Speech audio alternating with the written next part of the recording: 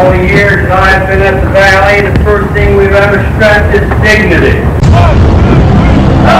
We made sure that the youngsters who played for us had a tremendous amount of pride.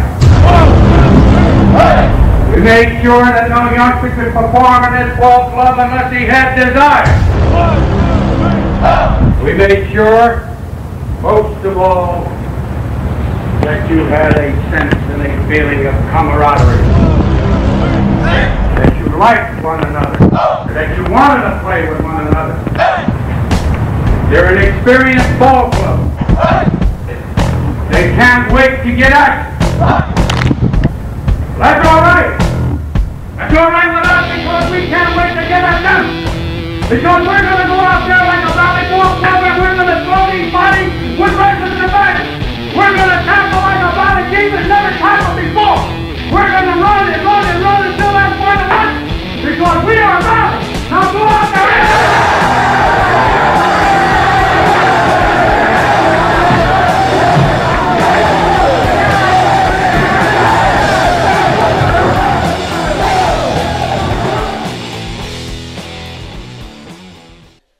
It's a beautiful Friday afternoon for football here at the Peddie School as you are tuned in to Strive TV as the Peddie Falcons take on the Hill Rams this afternoon. Good evening and welcome into the broadcast. I am Joe Vasile, joined by Tom Monfiletto. And Tom, it is the MAPL opener for both of these teams, and this should be an exciting matchup today. Yeah, it really should. Peddie coming into the game 2-1 on the year. This was their goal to win 2 out of their first 3, and they're facing an up-and-coming Hill team that has been, they've struggled so far this season, but this is a team that's loaded with talent, and it's a team that's going to give Peddie all they can handle right here on a Friday. Got SATs tomorrow, but this is a Peddie team. We talked a lot about it before the game started, Joe. Seems like these past 2-3 years have really culminated to this time for this school.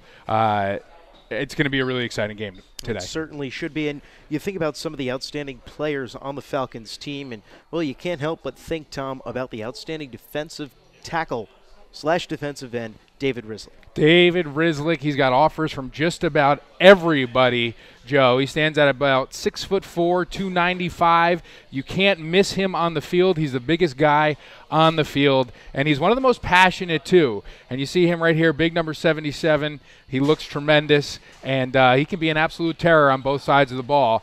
And this is a Peddie offensive and defensive line that doesn't blow you away with their size, but he is definitely somebody that they look forward to for leadership and to get things going up front on both sides of the ball. And you know a little bit about David Rislick, but how about we meet the rest of the Peddie Falcons starters? Cole Abbey, South Brunswick, New Jersey. Eric Stefanowitz, Allentown, New Jersey. Brad Ryder, Hamilton, New Jersey. John McConville, Jackson, New Jersey.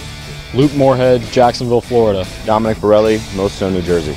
Jack McKenna, New Hope, Pennsylvania. Carson Bay, Pennington, New Jersey. Christian Albino, Brooklyn, New York. David Rislick, Freehold, New Jersey. Jason Meisner, Manalapan, New Jersey. Michael Poland, Millstone, New Jersey. Barack Wilson, Pensacola, New Jersey. Vandy Hall, Ewing, New Jersey. Noah Usherwood, Vancouver, Canada. Joe Leone, Jackson, New Jersey. I'm Granger Whitelaw. I'm from Rumson, New Jersey. Jacob Kaplan, Manalapan, New Jersey. Daniel Dargan, Chesterfield, New Jersey. Dylan Clancy, Freehold, New Jersey. Michael Ferraro, Middle Village, Queens, New York.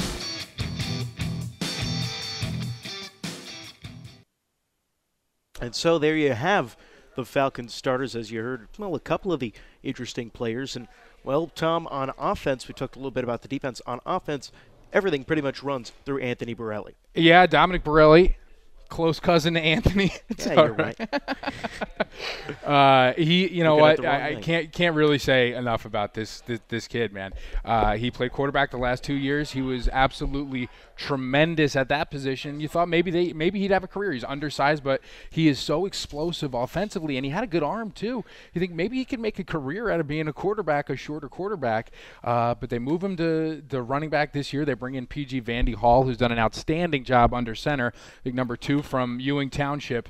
And you know what? They've reaped the benefits. He's had a game over 200 yards. He is a fantasy stud, and we're going to go over some of his highlights so far this year. One of the things that he does that I am so impressed with is his ability, his vision. You see some incredibly athletic defensive play here with the interception, but his explosion when he sees an opening and just gets downfield is what is really, really impressive. He stays between the hashes, Joe. He's incredibly strong. The yards after catch are fantastic, and Dominic Borelli is one of the studs on this field today. And as we finish watching the highlights, we're going to just take a quick break for the national anthem here.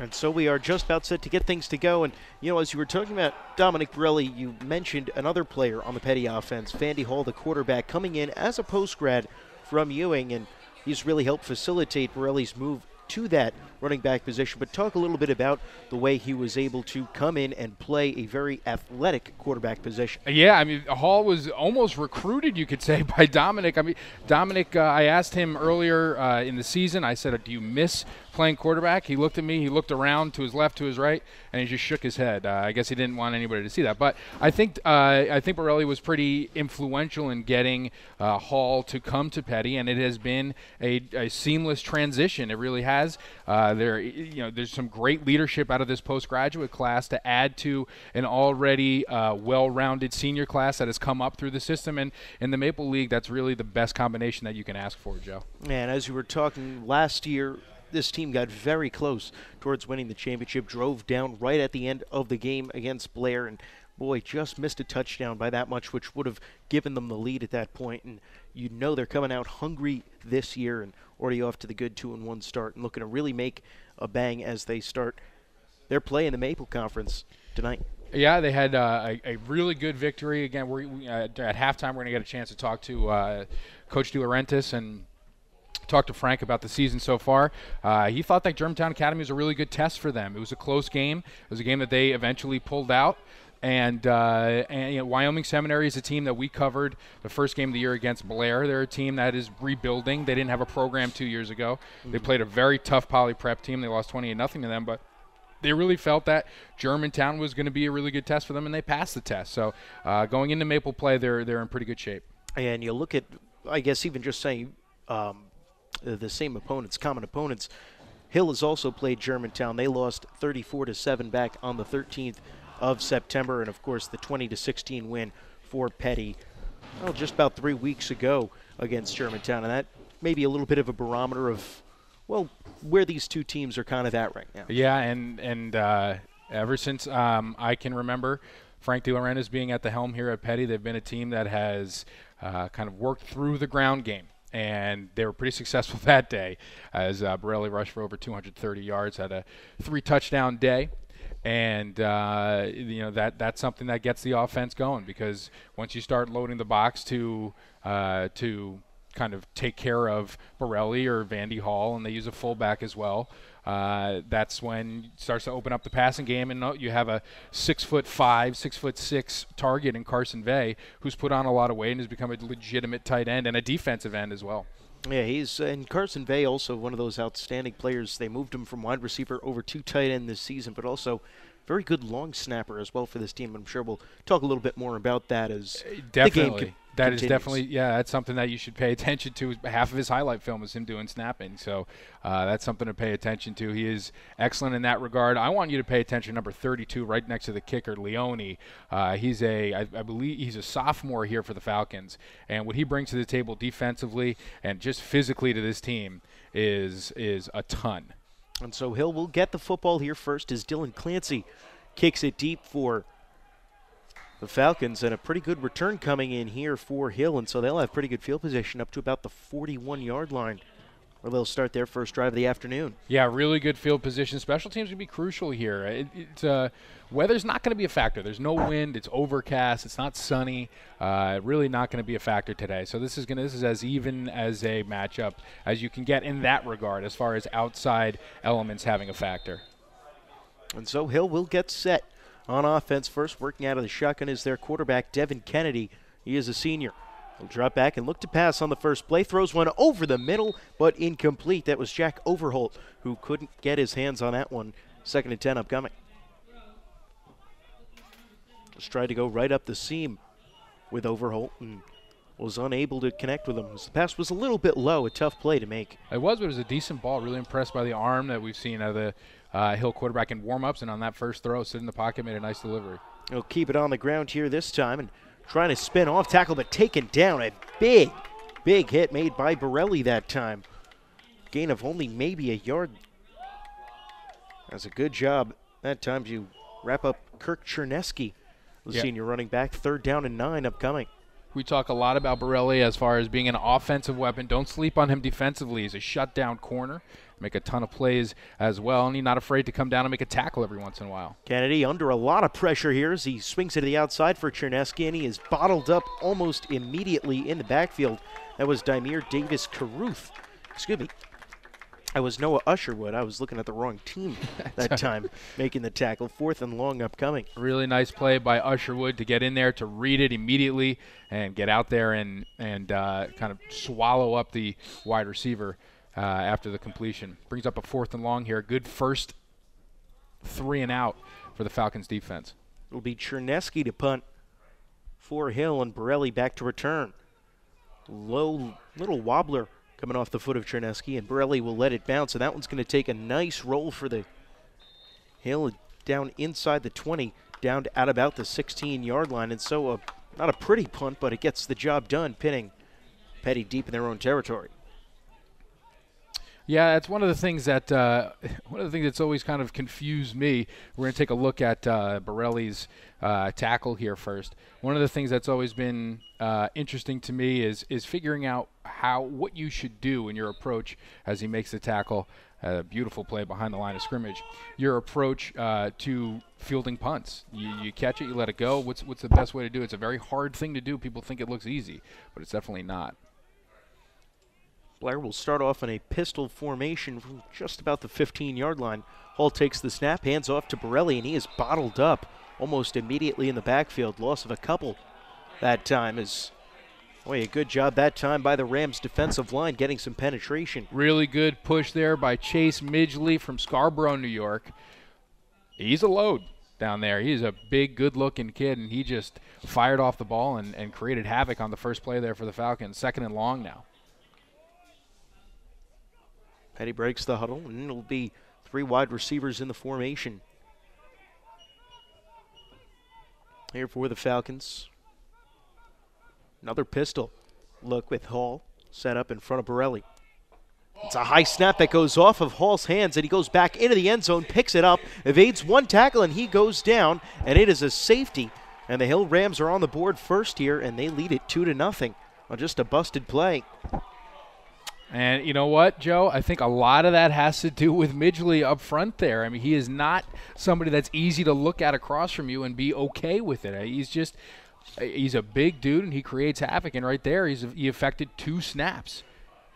So now Hill starts with the ball. It starts with a lead, and they're going to get the ball back. That was just a very unfortunate play as the ball went up, and boy, Hall got his hands on it, but it just glanced right off as his reaction was just not fast enough. And then he did a good job trying to evade a tackle in the end zone, but eventually it was not looking too good for him as we take a look at the replay now. Scooped it up right there and then was bottled up rather quickly. 2-0 the score. Just about 9:41 left here in this first quarter. You really got to love Hill's approach here on defense to start the game off. I mean, they came here ready to play. They came here ready for a battle. And their defensive first 2 plays, their defensive series to start the game off is pretty impressive. Certainly was. And so now the safety kick here coming as soon as Clancy gets on the field. He is not out there. Now he'll finally get out there. Now head back over to the sideline as he needs to get the K-ball. We're going to get a timeout taken here eventually by Peddie so that they avoid that, but just a little bit of confusion there as Dylan Clancy first wasn't going on the field, then couldn't find the right ball and eventually forced him to use a timeout. Yeah, not a good way to start things off. They just got to relax and get back to the process here, Joe. I mean, there was a really good defensive stand, had an unfortunate situation in their offensive series, but this is I think Hill's coming out here ready for a battle, and this is not going to be a walk in the park for this Falcon team. And so now things will finally get set back to normal as Clancy goes up, sets up the ball on the tee right on the 20-yard line. It's back to return the kick for the Rams. Sakeem Coles, number 1, waiting. He is the deep man. E.J. Kim is also back there with him, perhaps to return if the kick's a little bit shorter. He's set up a little bit further up as Clancy gets a boot off, and it will be Coles coming up and fielding this one right at about the 26-yard line. He crosses the 40. It's up to midfield and into Peddie territory, and so once again, good field position to start here for the Rams. They went 3 and out the first time. See if they could string anything together on offense this time. Tell you what, when you watch warm-ups for this team,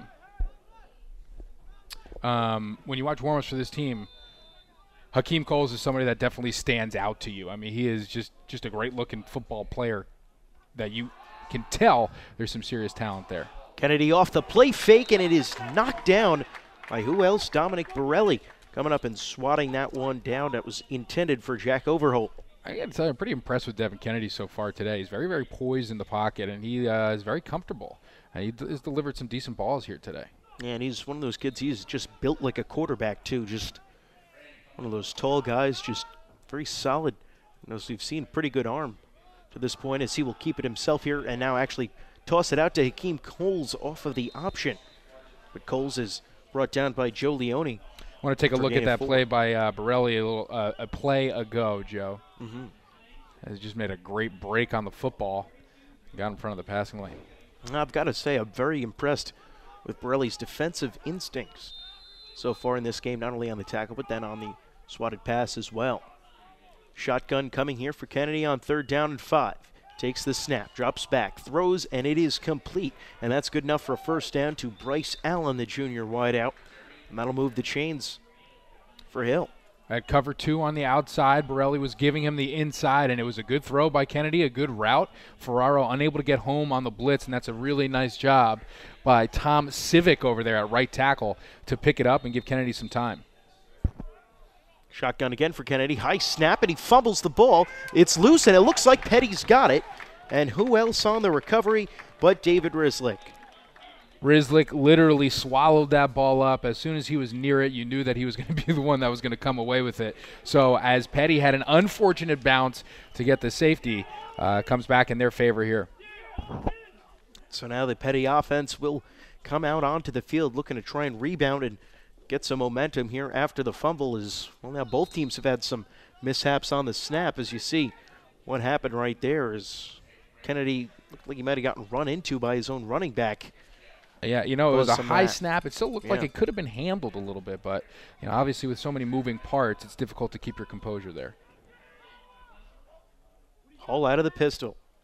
He's got Borelli lined up behind him. He takes the snap, and they'll just hand it right off to Borelli, who hits the hole and then gets forward across the 35-yard line. Pickup of about 2 on the play. 2nd and long upcoming is, at least to this point, the defensive line of Hill has been doing a good job of containing Borelli so far. Yeah, they have, and the game plan's been great so far. It's been 3 plays, but he's had nowhere to go. And here comes Leone, big bowling ball at fullback. Watch him blow somebody up. He is just a wrecking crew out there. You're going to take Leone and almost line him up at a tight end position, almost like that old wing back position that you run out of the wing T offense. Hall takes the snap, looks to pass, under pressure, steps up, and now he's going to tuck it away and run. He's got across the 40, across the 45, and there he goes. He's got a big hole, one man to beat. He's finally dragged out of bounds by Hakeem Coles, and they gave him a little bit of a shove there afterwards, but a nice run that time by Vandy Hall, getting around the outside and making things happen with his legs. Protection broke down, and he was just tremendous in using his feet and his athleticism to make a play here. You'll see towards the end a really, really nice block coming up from Carson Vay, getting his head across, and that is a legal hit, and then Vandy Hall is going to finish it off. A great run. So they get the ball just inside the 40-yard line. 7:45 left in this first quarter. 2-0 is the score in favor of Hill, but Peddie driving, looking to put their first points up on the scoreboard in this game. Hall out of the pistol formation. He's got 3 wideouts, 2 backs with him. He'll throw a little swing pass to Dominic Borelli. Gets back across the line of scrimmage to the 45. He's got a head of steam. Gets down close to the 30. He'll be short of a first down, but good pickup of 9 that time. On the swing pass is the last 2 plays. Good chunks of yardage being picked up by the Falcons. Yeah, good, solid blocking downfield. Borelli had a bit of a seam there, exploded through it as he normally does, and was able to get it to a second and short situation. Really well executed play all the way around. The timing on those passes is also crucial. I mean, people give quarterbacks grief for getting a lot of, for getting the statistical benefit of a screen pass going for a touchdown, but that it still takes a skill as well. Hall out of the pistol one more time on second and short. He fumbles the snap again, and he's able to fall on it this time. As boy, that's now the second time in this game that Peddie has had some miscommunications on these snaps, and that'll set up 3rd and about 6, all the way back from the 35-yard line. Big Tom Civic, number 72 here from Philadelphia, Pennsylvania, 6'4", 275. He has done an outstanding job both sides of the ball. He was right there to almost regain possession for the Rams, but Hall was able to snatch it at the last second there. Tom Civic, one of the senior captains of this Rams team. 3rd down, and we'll call it 6. Pistol here for Hall. Borelli once again lined up behind him. He takes the snap, and he'll roll out to his left on a designed rollout. Now he pulls up, looks to pass, fires it deep down the sideline, but well over the head of Carson Vay. Incomplete. 4th down and 6. And it's that interesting part of the field, Tom, where you got to make the call here, and looks like you're going to make a call that I agree with and keep the offense out on the field. Yeah, it's a tough situation. It's a lot to ask your punter to be able to pin them where you want them to be. It could wind up being a 15-yard punt if they kick it out of the end zone. You never really know. I think Frank De Laurentiis has ample plays that he can call here that he'll feel comfortable with.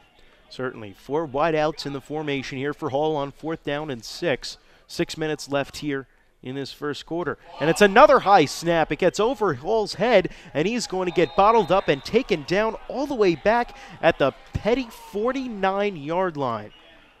And that is now 3 bad snaps here in the first 2 series that Hall has really had some trouble with.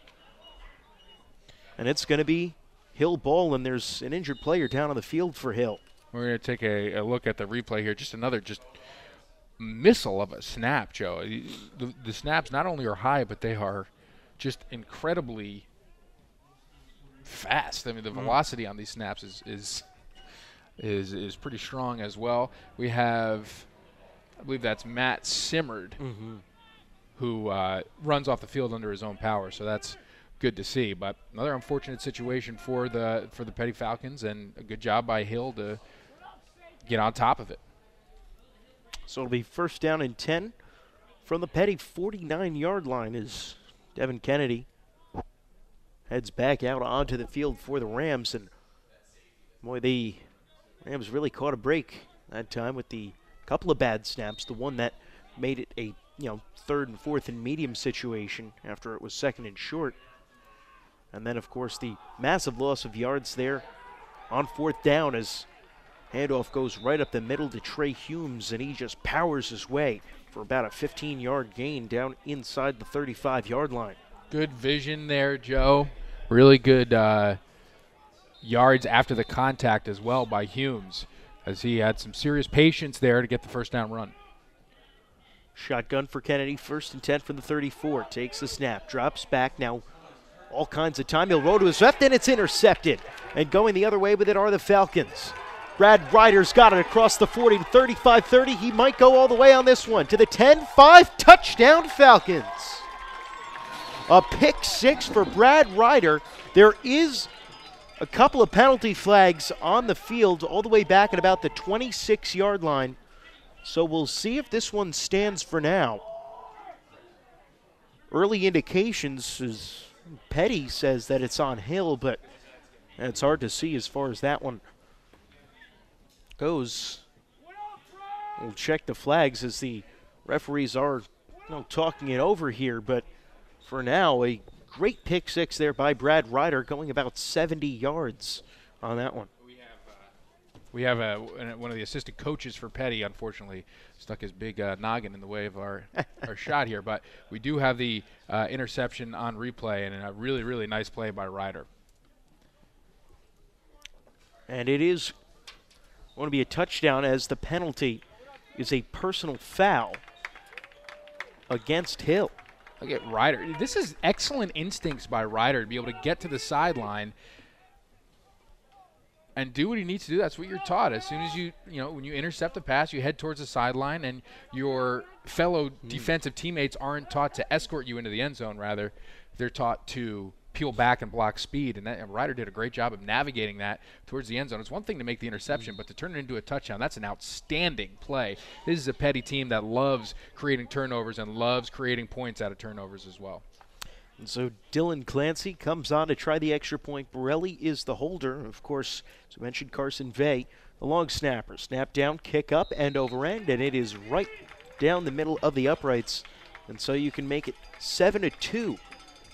The score in favor of the Peddie Falcons here with just about 5:20 left here in the first quarter. And Tom, I got to ask you, of course, you said, of course, the job is to go and block that speed, and certainly some excellent job of blocking on that return. Yeah, you block the intended receiver, number one. You block the quarterback, number two, and then you block everybody that has a number that's not between 50 and 79, pretty much. And that's exactly what happened. And as the ball carrier, you get to the sideline, and you just kind of go from there. And it worked perfectly. That was beautifully taught, beautifully executed. It was a great instinctual play by Ryder to even get the interception. And this is what I'm talking about. You got seniors that have come through the program that are not afraid of the moment, and that was an excellent play by one of the leaders on this team. And also a good job to not let things kind of get out of control, as after the bad snaps with Vandy Hall, they pushed them all the way back, and very good starting field position for the Rams. This Peddie team has been able to show some resilience and not give up, and a very good job by the defense as well, being able to hold in there. Now come up with two big turnovers in this game, and because of the penalty, they're assessing it here on the kickoff. Dylan Clancy is going to kick off from the Hill 45-yard line. Yeah, so that's going to be difficult to get out of this field position situation for the Rams. And they have John McConville practicing his snaps over here on the sideline for the Falcons. They got to get that figured out, Joe. But as you said, a great job by the defense to pick the offense up. It's just like baseball. Somebody fails, somebody else picks you up. Clancy's kick is a low knuckleball that one hops and is fielded at about the 5-yard line, and not a very good return that time as they get across the 20. And so this will be Hill's worst starting field position of the game, and perhaps things starting to turn in favor of Peddie just a little bit. Yeah, I think Peddie's a little lucky that didn't get returned for more than what it did. I'm not the biggest fan of the line drive kicks, Joe. It gives your kickoff team zero time to get down the field and make a play. If you're going to get it low, make sure it bounces a bunch of times so you have some time to get down there, and that situation was not the case. Shotgun here for Kennedy. He'll look to have a short memory as he just hands it off to Kirk Chernesky on first down, and he plunges forwards for a gain of about 2 yards. Chernesky, when you talk about bowling ball guys, boy, he's certainly one of them. He is, and he is comes from a great tradition of Hill running backs that are just strong as can be, that keep their feet moving and push piles. Kennedy out of the shotgun on 2nd and 9, drops back, looks to pass and throws, and it is complete. Penalty flag flies in late as Jack Overold is taken down. For now, it's enough for a first down, but we'll check the penalty and see who it's on. Might be against Peddie. I think it might be. Borelli is calling it on the offense. We're going to have a push-off here. We're going to see if we can take a really quick look at this, as Hill likes to get on the ball quickly. And we'll just see the back end of this pass here. I'm going to take a look, as I'm not quite sure I saw much there, but it'll push Hill back quite a bit, as what would have been a first down is now going to end up being 2nd and about 1.5 miles. With the new rule changes, Joe, there is somewhat of an emphasis on pass interference for the offense. We're going to take another really quick look at it again and see. I couldn't really get it. Unless it happened well before. Right. Anything that we got on the camera is Kennedy will take the shotgun snap, and he hands off here to, looks like Humes, and he plunges forward for, well, just about 2 yards on the ground to bring up 3rd and 20. But what I was going to say, Joe, is that with the emphasis on defensive contact and defensive holding and pass interference on the defensive side, there has been a concerted effort to kind of make that fair both sides, so that the offense doesn't have quite the advantage as they have in the past couple of years. And that's only reasonable. As Kennedy drops back, he's under a lot of pressure, but a good pickup block by Chernesky. Fires deep down the middle of the field for Overholt, and it is incomplete. Broken up that time on a fantastic play by Baraka. You said it. Rocco Wilson, the junior, coming up and making a big play that time for Peddie, and that'll bring up 4th and 20 here from inside the 15, and out comes Chernesky, and the punting unit is Borelli is back to return, set up just inside his own 50-yard line. Really nice play by Baraka there to get his hands on it. Seen some really great play from this Peddie pass defense all game long. Chernesky set up on his own goal line, and flags fly from all over the field, and a false start here coming against Blair. That's, against Hill. I'm already set for tomorrow. That'll back him up 5 yards, and just unfortunate. So that'll really give Peddie a good chance. There's some excellent field position to start their next drive. Already up 7-2 inside 4 minutes here in the first quarter. Chernesky set up inside his own end zone. Takes the snap, nearly has it blocked, as it is a high short kick that is going to bounce down about the 36-yard line and get up to the 40 and be downed right there. And so a very short field here for the Falcons as they get set for their 3rd offensive drive of this game. Peddie has not gotten anything going offensively, Joe. They'd love to see a well-sustained drive here that ends in 6 before the first quarter ends. Well, like you mentioned, they moved the ball a little bit on their last drive, but of course the drive really just stalled after a couple of bad snaps. We'll see if they've gotten that rectified at all. As Hall works out of the pistol one more time. So he has pretty much all game. That's what you'd expect. Borelli with it on the outside. A big block by Noah Usherwood. Was able to spring Borelli for a gain of about 5 on first down. Good rush there, but of course it set up by a nice big block on the outside by Noah Usherwood, the fullback. Yeah, Usherwood, just a football body on him. He's somebody that definitely stands out. He's imposing. He can play tight end. He can play receiver. He can play fullback. He can run the ball. Very versatile, and obviously an excellent linebacker defensively as well. So he has been a welcome addition to this Falcon team. 2nd and 6 from the 35-yard line. Moving in motion is Mike Ferraro, senior wide receiver for the Falcons, as they'll stack the right side of the field. All out of the pistol, and Borelli's going to call a timeout. Running back perhaps saw something that he didn't quite like, as he was kind of then pointing over towards Hill as he walks over towards the sideline. And explaining himself. And that's where Borelli's experience as a quarterback comes into play. I think he saw the umpire counting down from 5, saw that they were going to get a delay of game penalty, and just wisely called a timeout. Interesting formation there as they put 3 receivers towards the short side of the field, Joe. I wonder if something was coming back the other way, something a little bit tricky perhaps. But that was that was a really smart play by Borelli, one of the captains on this Peddie team.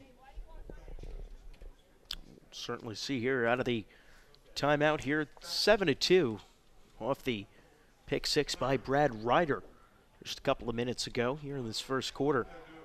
Peddie leads Hill. Borelli is pretty silent on the ground so far. Perhaps starting to get it going here at the end of the first, as that's what Peddie will look as they'll spread it out here on 2nd and 6. Now stacking everyone to the short side of the field as Hall will take it on an option, and now he'll lateral it back to Borelli as he gets a first down. As a couple of coaches up here in the box screaming for a forward lateral. It didn't look like it for me, and of course no flags down on the field at all, and it'll be a first down pickup. We can take another look at it. It's a pretty risky play by Hall to pitch it this late in the run, and we'll see. I think. Let's see, he was at about the 36 when he lateraled it, and was caught by Borelli right about the same spot. Yeah, it was close. Yeah. But risky play by Hall, and worked out fortunately for the Falcons as Borelli focused enough to grab it and gain some extra yards, and it worked out well. First down and 10 from about the 26. Hall takes a snap, looks to pass, and he throws to Borelli on a little swing route, but Borelli had it go right off his hands. The pass was a little bit too far out in front of him, and it'll bring up 2nd and 10. And as much as we have been praising Borelli for his play on the field, he doesn't have the longest arms, and I think he would admit to that. So that just out of his reach, that's a tough play. But the teams that do it really well, you see in the college game, Texas A&M, it's part of their run game. These swing passes to receivers and backs, and that is an acquired skill. You got to work on it. You can lead too much, you can throw behind. It's a difficult thing to do, to really master. Well, like you said earlier, it's so much of it is just getting the timing right and putting the ball right in that right place. 2nd and 10, Hall back to pass under a lot of pressure, and he is sacked. Brought down in the backfield, and, well, that's Tom Civic, senior defensive lineman. Civic really doing a fantastic job, both sides of the ball, as he comes in here and ruins another opportunity for the Falcons. Really impressive play by Civic. It'll be 3rd and over 20 coming here for the Falcons, all the way back from about the 36-yard line, 37. Civic almost untouched, and Hall, his escapability is really fantastic. That's one of his strong points, not able to escape the grasp of Civic. Yeah, he made a bid to, but, well, like you said, was just unable to. Well, out of the shotgun here, 4 wide receivers in the formation on 3rd and long. They run the option play. Hall takes it. He'll keep it himself. Slip away from one tackle. Across the 30, across the 25. Only got the yardage back from the sack and picked up a couple of more yards in addition to that, but came up about 5 yards shy of the first down. Really, really nice run by Vandy Hall. As you said, a little bit shy of the first down, but that's a great pickup in another situation where Falcons will probably go for it here. And just an outstanding run from the dual threat quarterback. It'll be 4th down and about 4 yards. Line to gain is the 17. Ball set up on the 21. Just under a minute left here to go in the first. So Hall's got the play, and he'll now relay it back to his teammates, all set up in the huddle. As Hill comes and makes some changes, as Peddie quickly getting up to the line here. Hall takes the snap, drops back, looks to pass. Under a lot of pressure, fires one up in the end zone. Not really near anyone. Carson Vey was the closest guy, but he was overthrown by about 7 or 8 yards, and it'll be a turnover on downs here for Peddie, who just really haven't been able to get much going on offense. No, they really haven't. Credit to Hill's defense, especially their defensive line. That's really causing some confusion and disruption for the Falcon offense. And as you said, Joe, unable to get into a rhythm. Luckily for them, their defense is playing extremely well. So back on defense go the Falcons. Stephen Kennedy comes back out on offense. Takes the high snap. Hands off to Humes, who gets bottled up nearly immediately. That time, a loss of about 3 on the run that time for Hill. set up 2nd and long. I think that's Carson Vay coming from the right end position. And what Vay's been able to do defensively this year is really, really been impressive. He has been, obviously, he's been a great receiver for them, and he's put on a lot of bulk, and he's been able to really get down and dirty with the linemen as well as he's been playing some tight end on the offensive side too. And so that will allow the final seconds of this first quarter to tick off as the teams get set to switch sides. We'll step aside for about 30 seconds here. The score is 7-2 in favor of Peddie. You're listening to Strive TV.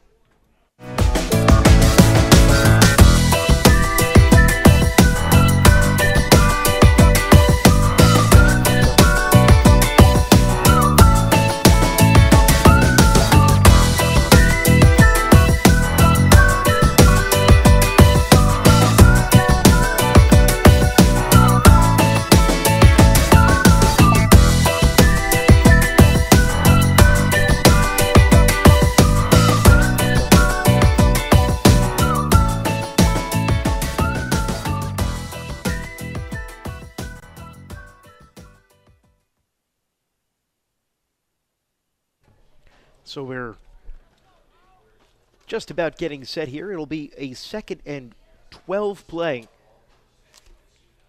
for Hill as they trail the Peddie Falcons 7-2. Of course, Hill got the benefit of a safety after a snap went over the head of Vandy Hall, and Peddie scored their points on a pick 6 coming from Brad Ryder. It's been a very crisply played defensive game. Well, not so much as far as the offense is concerned. Devin Kennedy takes the snap off the fake, looks to pass, and it is incomplete as Kennedy was hit hard at the end of that play by David Rislick. The pass was a little bit too far out in front of the intended receiver. That's something that you certainly remember. Certainly is. That was Richie Tabarini, the man who Kennedy was looking for. Junior wide out. 3rd and 12 coming up here for Hill. Kennedy takes the snap out of the shotgun and was looking to pass, but they're going to blow the play dead here as a penalty flag flies in on the far side of the field. False start coming here against Hill, and that'll move them back 5 more yards as well, they've shot themselves in the foot with a couple of penalties here on their last few drives. Yeah, I think we saw a decent run from Humes. They have some weapons on the outside, and obviously they got a fantastic arm under center in Kennedy. This is an offense that has big play capability, Joe. We just haven't seen it yet. 3rd down and 17. Kennedy takes his snap out of the gun, looks to pass, fires one deep down the sideline for Overholt, and he makes the catch. And he was able to stay in bounds before going out at about midfield. That time he was covered pretty well by Borelli, but just a nice ball thrown by Kennedy to Overholt, and it is a big first down, but a penalty flag is down all the way back at the line of scrimmage. And it's going to be a defensive holding call, and it's going to be declined, and a big first down for Hill. Look at this throw, Joe, on the money, and Overholt with the concentration to make the play on the sideline. Really, really impressive job by Kennedy and Overholt combining for the big play. Jack Overholt, a big wide receiver, 6'2", 205. Built like a tight end, but as we've seen, he's got some good speed on the outside. Kennedy out of the gun here for Hill. He takes the snap, drops back, looks to pass. Flags fly as he hoists one deep down the left sideline. Borelli goes up to try and pick it off, but ends up just batting it down as that one was well underthrown. That time by Kennedy, not nearly as good of a pass, but as I said, the flag's down at about the line of scrimmage. Looks like this is going to be holding against Hill, and that'll back him up. Penalties have not been the friend of either team. Obviously, they never are, but so far here in the first half, it hasn't been the cleanest game, Joe. And we're seeing these pink flags. We're seeing a lot of pink gloves, pink towels, obviously to raise awareness for breast cancer, as football has kind of taken that responsibility to do that at all levels now. So that's why you see the pink flags. But nonetheless, the reason for the flag, a holding penalty against Hill. Actually, it was a chop block. Chop block penalty. They back him up 15 yards. And that is something, Joe, that is very, very common at the high school level. Unfortunately, it's kind of a difficult play to call, but it happens a lot. Handoff on 1st and 25 goes to Trey Humes. He gets across the 40-yard line, picking up 7 yards back. So that's half the penalty yardage. It'll be 2nd and long coming up here for Hill. We're live. Also, the Peddie field hockey against Hill game is live as well. If you go to peddie.org, the links are up there on the website. Also, strivenetwork.tv. Play fake here for Kennedy. He fires deep down the far sideline for Overholt, and that time he could not come up with the play. Nice job in coverage that time by Brad Ryder. How about Kennedy's arm? It is very impressive. He launched that one in the air about 50 yards that time. So smooth. He just stands back there and launches it. And he's got people like Overholt that can make plays on the football. That's a pretty scary prospect. Borelli was a little bit frustrated with himself a couple plays ago for not bringing down the interception. And that's an opportunity that Peddie needs to take advantage of. 3rd down and 18. Kennedy drops way back under a lot of pressure, trying to set up a screen here to Humes, and he is bottled up after a gain of, only about 2 yards. Bring up 4th and 16. It was, a good idea and a good try that time by Hill to try and get something going on the screen. But unfortunately, it was just picked up a little bit too quickly by Peddie, and so now they'll be forced to punt for the 3rd time in this game. A really nice play by McConville, retracing his steps and making the play, doing exactly what he's taught. And it results in a 4th and long here for the Rams. It'll be Chernesky punting once again. Borelli back to return for Peddie. Chernesky, it's a high short punt once again. That one's going to bounce and take a nice roll for the Rams inside the 30-yard line. And so, 3 punts, and Borelli hasn't really been able to field any of them. And not terrific field position, but not awful here for the Falcons to start. I also think that's by design, Joe. So you want to just, if you can keep it out of his hands, the more the better if you are an opposing defense. And that certainly is something that you do see when you've got those great returners. Just, you take your losses with maybe taking a little bit of a shorter punt here and just keep it out of his hands to avoid the big return. So Hall will start the drive, working out of the pistol formation. Handoff goes to Borelli, off left tackle, slips one man, stays on his feet, and crawls forward for an extra couple of yards up to the 45. Rush of 8 that time for Borelli on 1st down. Doesn't like going down after the first contact, Joe, so you see Borelli working his feet there, staying on his feet as long as possible, and he's going to get you every single yard he possibly can.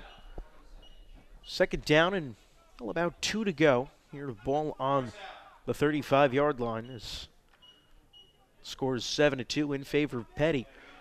With about 9.5 to go here in this 2nd quarter.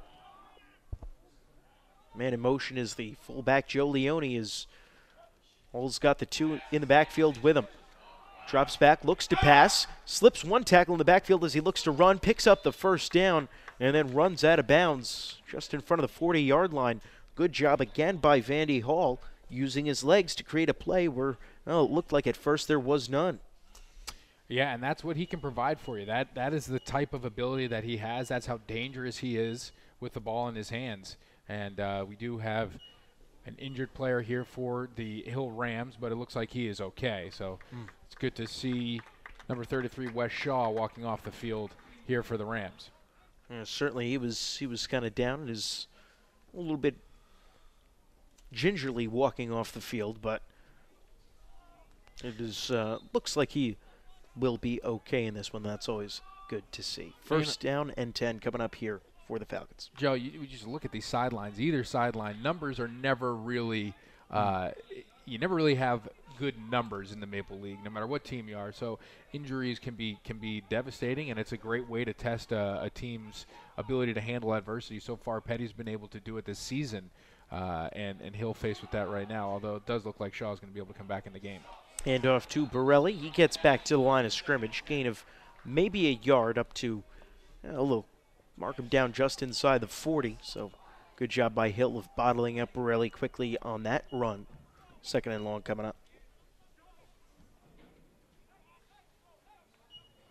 It's been interesting to see the defensive line of Hill. They've looked at times very good in this game, getting a lot of pressure on Hall and being able to contain Borelli very well. And then well, just others, you see some of the athleticism of Peddie coming through, and they're able to overcome some of that pressure.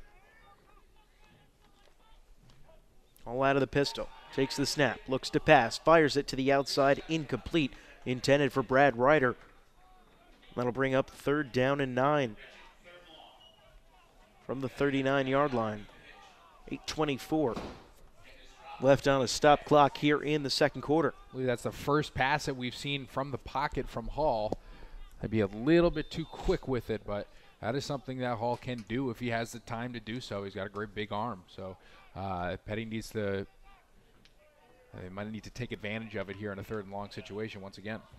Justin Blankson Phipps comes into the game here, and he's lined up in the slot to the top of the formation, now moves in motion, and he's going to take the handoff on the reverse, and he is going to be bottled up and thrown down in the backfield by Dymere Davis-Caruth. And a big 4th down coming up. An excellent play, well kind of sniped out, well prepared play there, as I'm sure they've seen some of that on film, some of the motion and being alert of who's going to get the football in that situation, who could possibly get the football, and really nice job getting off the ball there by Caruth and making a play in the backfield. And so for the first time in this game, the Falcons will punt.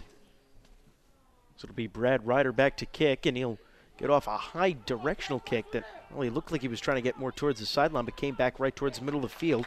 Fielded by Hakeem Coles, and he is swallowed up nearly immediately at about the 31-yard line. Return of 3 off the punt for Coles, and Hill gets right back to work on offense. As well, so far as well, we've said all day, Tom, really not very crisp offensive play for either team. No, it isn't, but Peddie keeps giving Hill opportunities. You've seen what Kennedy can do with his arm. So this is a situation where Peddie needs to at least hold the ball longer on offense in order to keep some of the weapons that Hill has on the sidelines.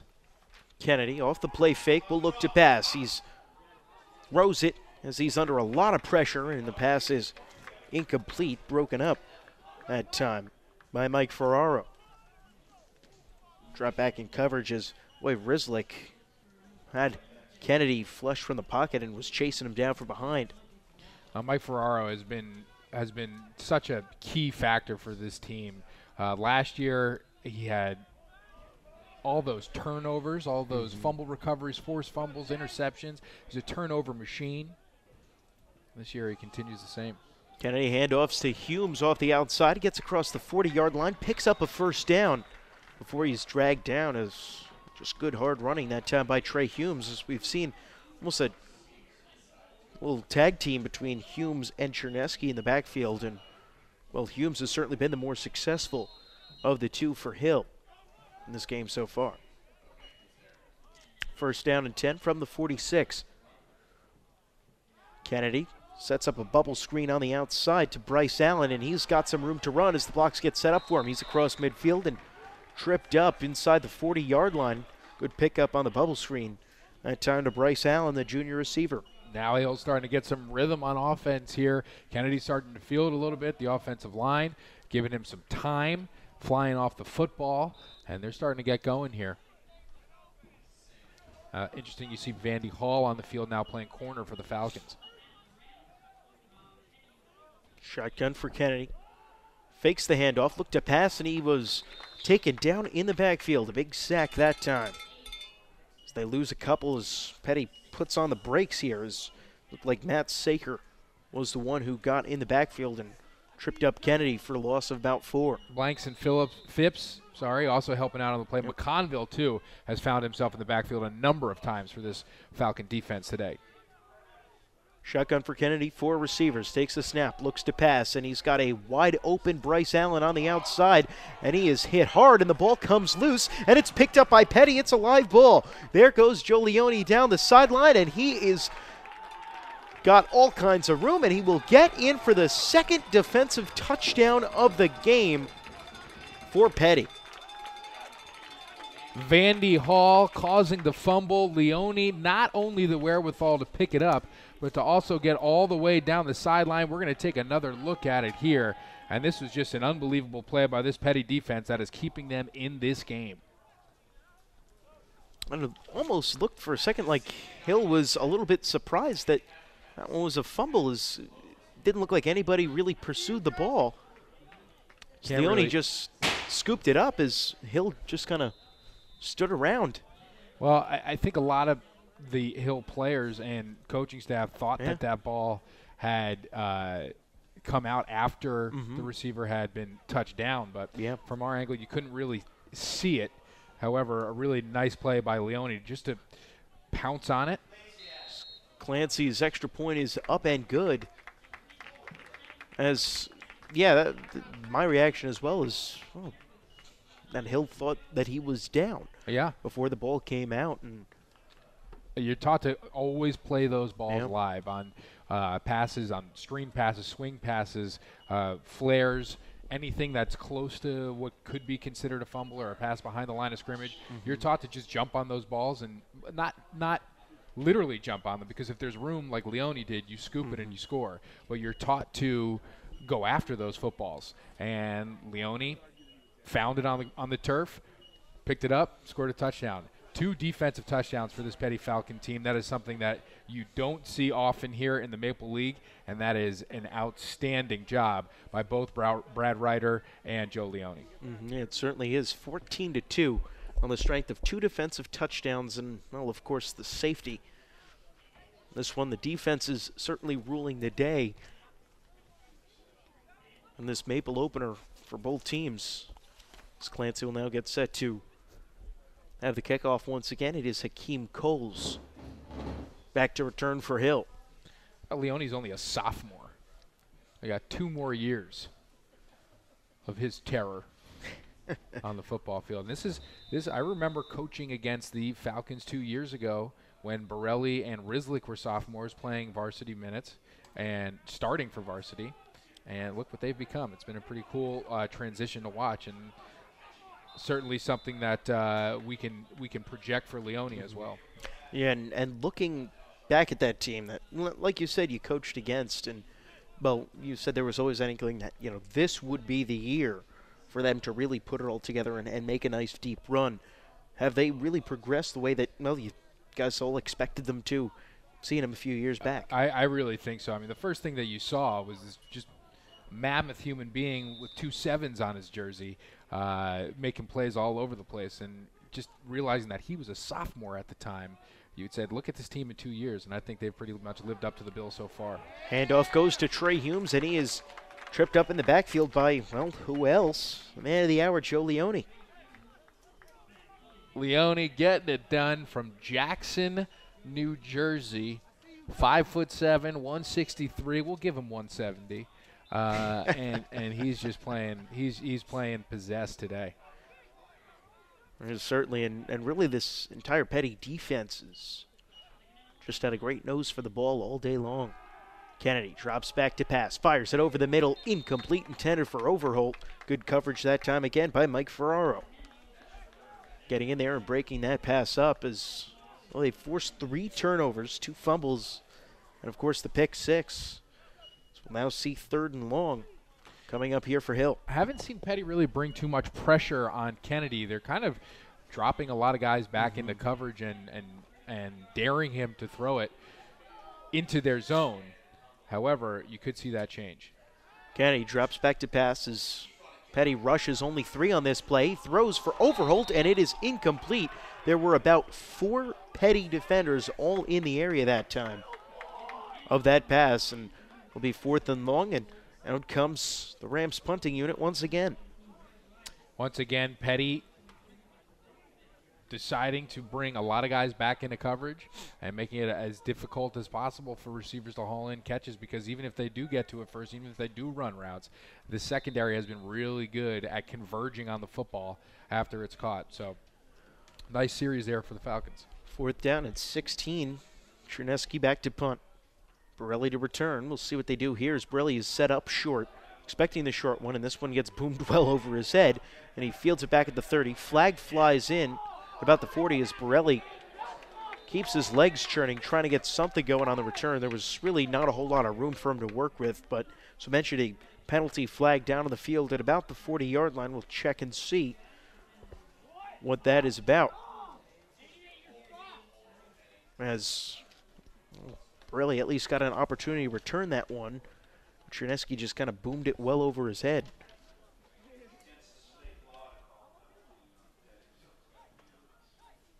Let's see, as well, the referee's still converging, discussing right around the 45 what the penalty is going to be and who it's going to be against.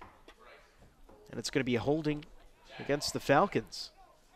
So that'll back him up a little bit further.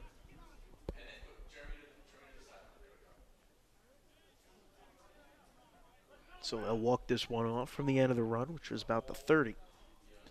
Joe, I really think 5 minutes to go in the half. Here's a great opportunity for them to control the ball for the remainder of the half. They can have a nice long drive here, run the football, take your time in between plays, and get down the field and score. If you're able to do that to end out this first half, could be devastating. On the other side, if they give the ball up too quickly, another 3 and out, a turnover perhaps, you give a very dangerous Hill offense another opportunity to get even closer before the half. 5:04 left in this second quarter as Hall gets set out of the pistol once again. Borelli in the backfield with him. Takes the snap, looks to pass, fires a quick one on the outside as they'll pick up a good chunk of yards that time. As the pass went out to Jacob Kaplan. Pick up about 7 on the play and bring up second and short.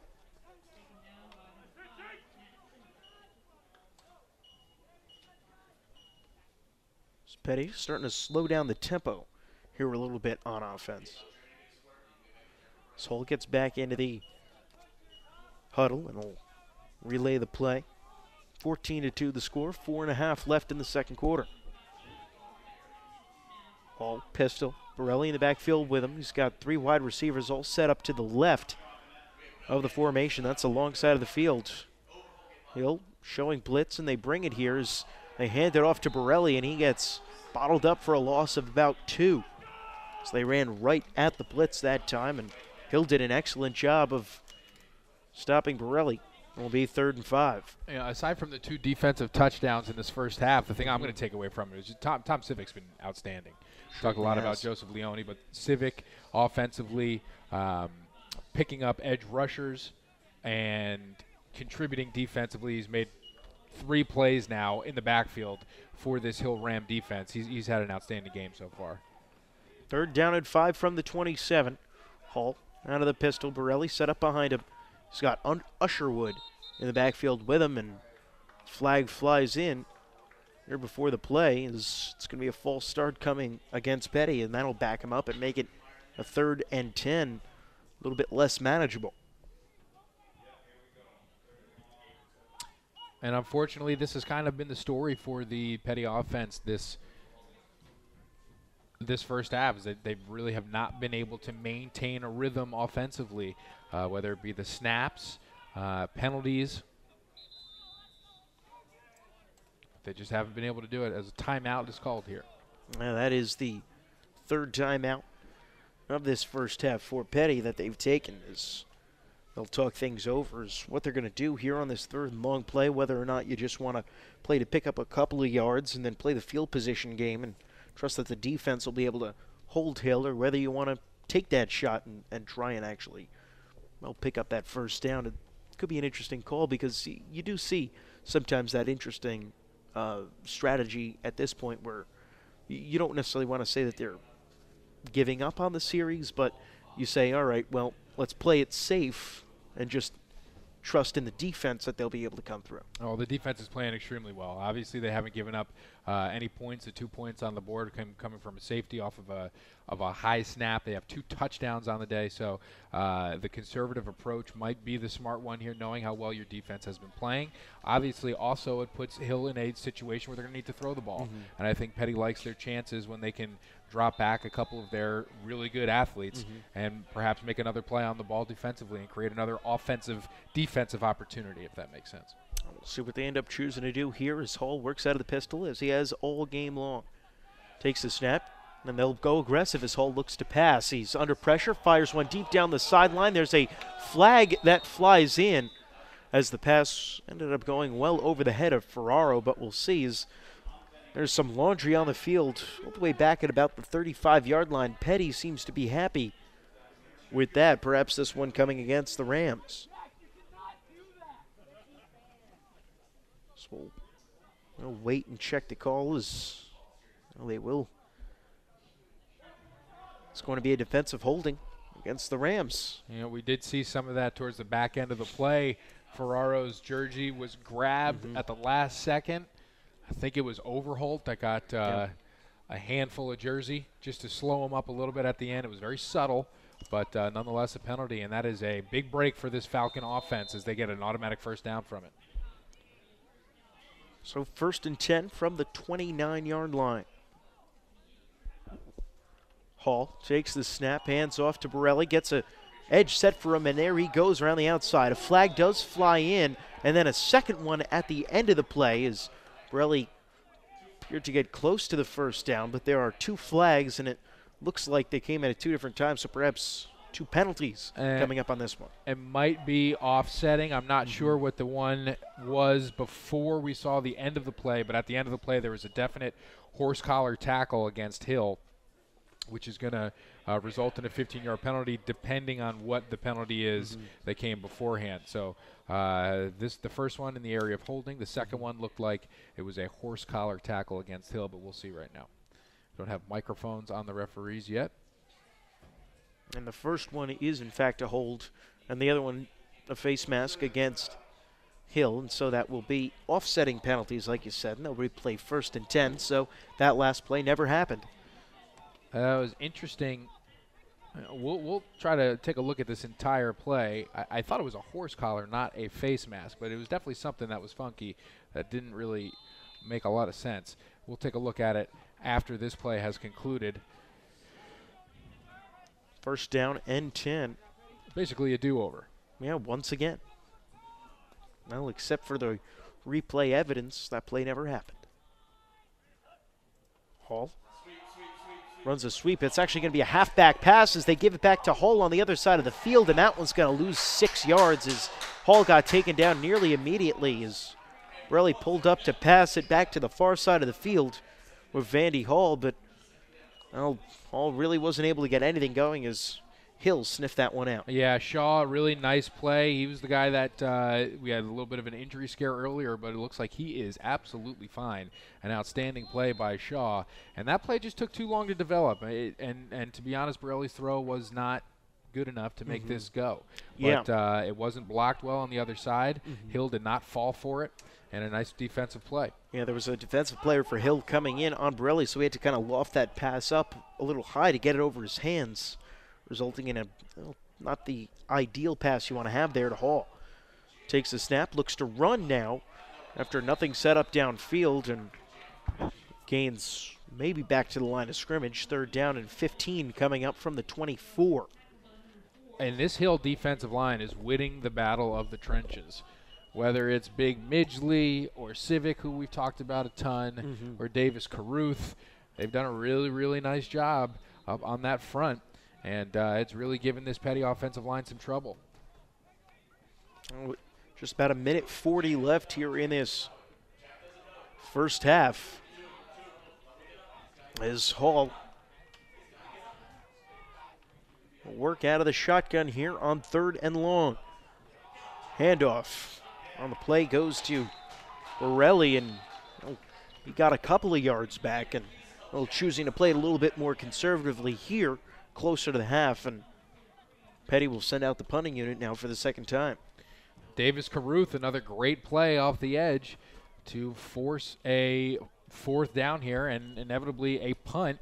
Peddie was able to take about 4 minutes off the clock, so we have a timeout on the field. We're going to take another look at that 3rd down play, but just Borelli not able to get going. This run game has really not been successful so far today in this first half, and a lot of it has to do with this Hill defensive line. As we take a look at the replay here of the 3rd down play, we'll go back a little bit before the play started here. coming out in the kind of wing pistol formation here. And Carruth just dominating that lead block and making a fantastic play. Usherwood not really getting the job done on that play, as Carruth was able to shed him easily and make the play, force a punt. Brad Ryder, once again the punter. Keem Coles back to return. As Ryder gets a little short kind of punt off, and it's going to take a Falcons roll, get inside the 40-yard line, and be downed by the long snapper Carson Vey down the field at the 37-yard line. And so they'll have to go about 63 yards in 1 minute and 9 seconds. As Hill trails Peddie 14-2. You're right at the end of this second quarter, first half. We'll stay tuned during the halftime show. Of course, we've got the interview coming up with Peddie head coach Frank DeLaurentis. Not going to want to miss that. We'll also have a couple other things, recap this entire first half in case you missed anything. So we'll wait to get the K-ball off the field, and Devin Kennedy works back out of the shotgun, 4 receivers, takes the snap, drops back under some pressure, gets one off to Hakeem Coles on a little crossing route over the middle, and he's got a first down across midfield up to the 47-yard line. Just a good design play that time. As Coles came across on a drag route, made the catch, and then turned it upfield and was able to pick up the first down, the old Wes Welker play. Nice little drag across the formation, wide open, and a nice touch on that little dump, and a nice gain for this Hill offense. 1st and 10. Pass goes to the outside for Allen, and he's got a short gain, pick of about 6-7 yards. Good tackle made that time by Usherwood, but they'll keep the ball moving as Bryce Allen comes up with his 3rd catch of the day. Really nice play there by Usherwood. Borelli playing off about 8 to 10 yards. Which allowed for the quick hit and the reception. We have about 46 seconds to go here as the clock will stop and a timeout taken on the field. This is where, Peddie has really, they bent in a couple instances, I would say. Not exactly bent, but they've given up some big plays.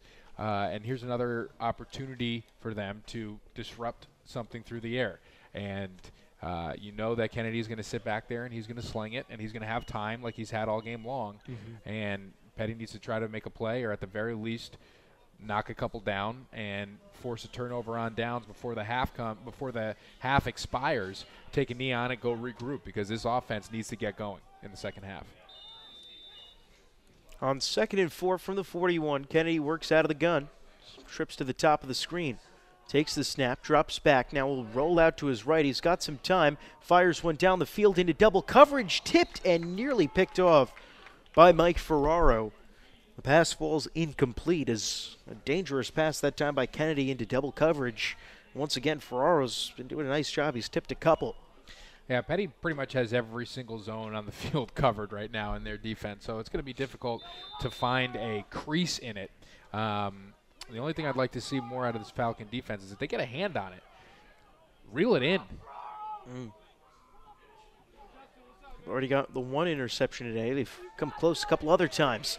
Rislick puts a lot of pressure on Kennedy this time, but he evades it and fires one complete to Bryce Allen, who's got it, and now he's going to turn it up the field as he gets a first down inside the 25-yard line. So good job that time by Kennedy to evade Rislick's rush and get out of there to Allen. Picks up his 4th catch of the game. Move the chains. That's a really, really nice play. Great poise by Kennedy and a nice play after the catch by Allen.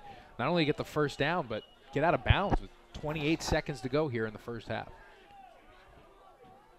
Shotgun for Kennedy. Drops back. Looks to pass. Under pressure once again, and he fumbled the ball and then fell on it. And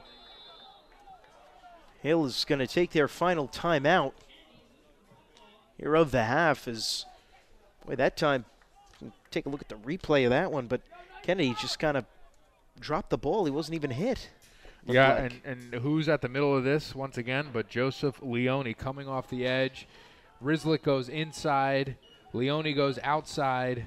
And then Kennedy comes up, sees big number 77, and just drops the football. But able to get back on top of it, and he'll survives now. 18 seconds to go here in the first half. Although in Kennedy's defense, if David Rizlick was coming at me, I would probably drop everything also.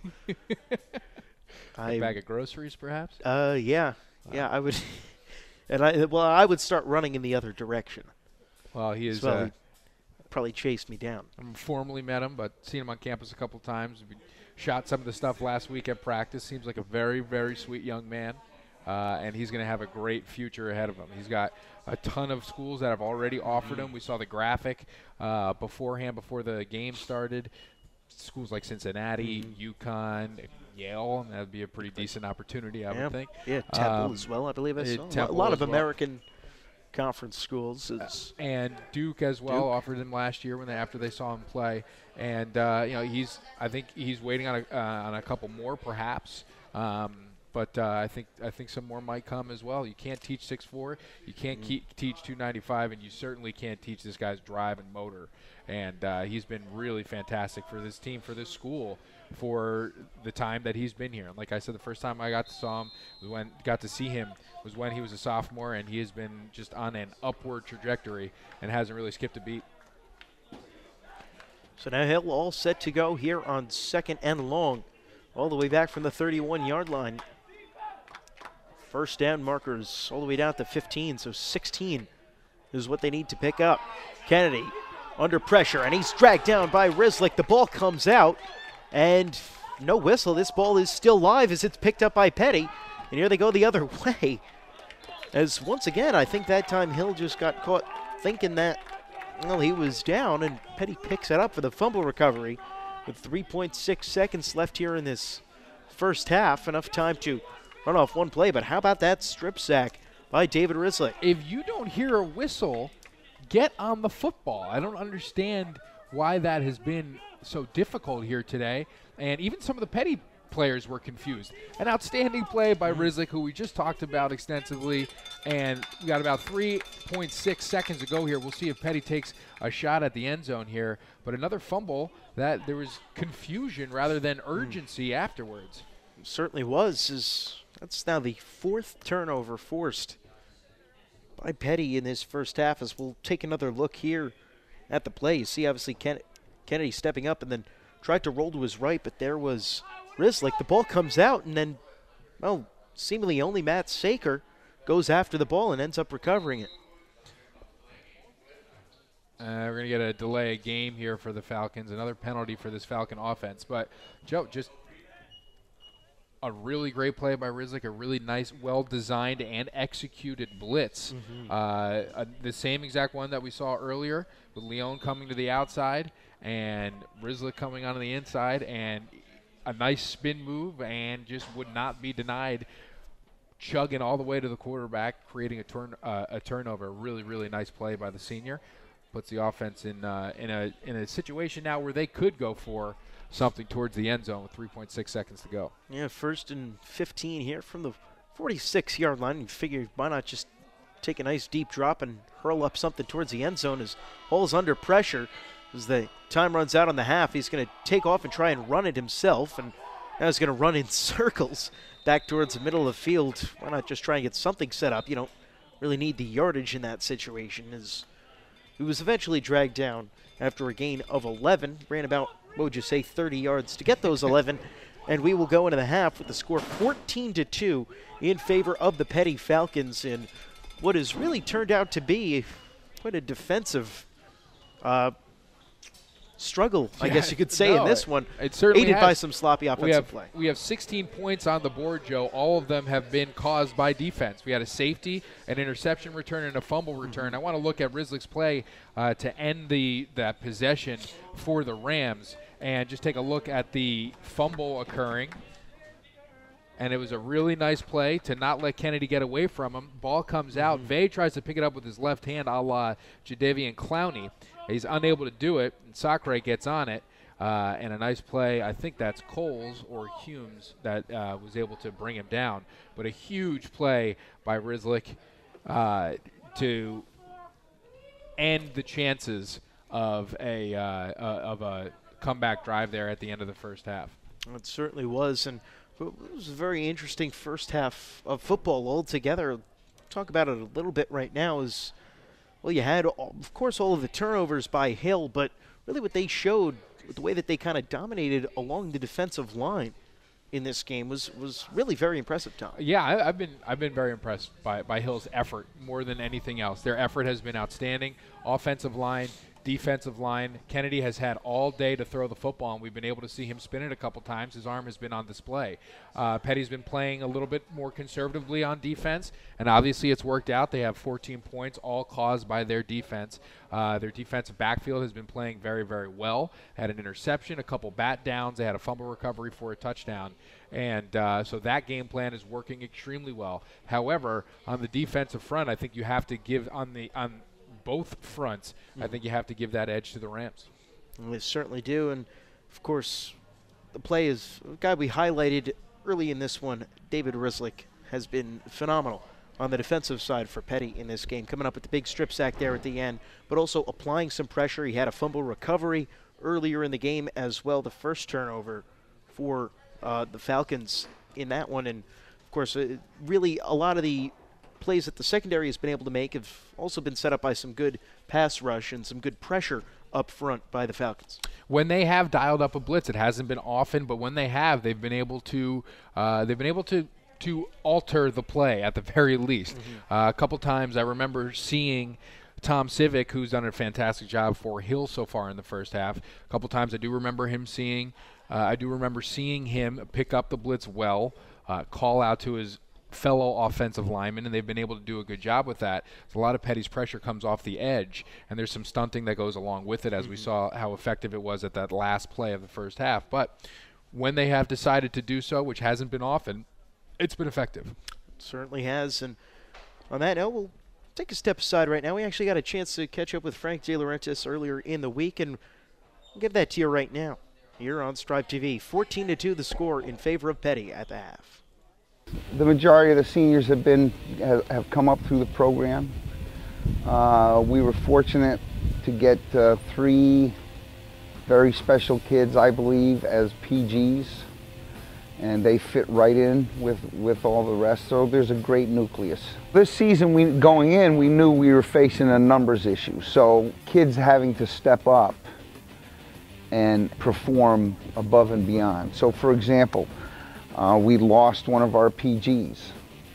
He was a two-way lineman. We had 2 sophomores go up to our offensive line coach and say, hey, if you need me, move me.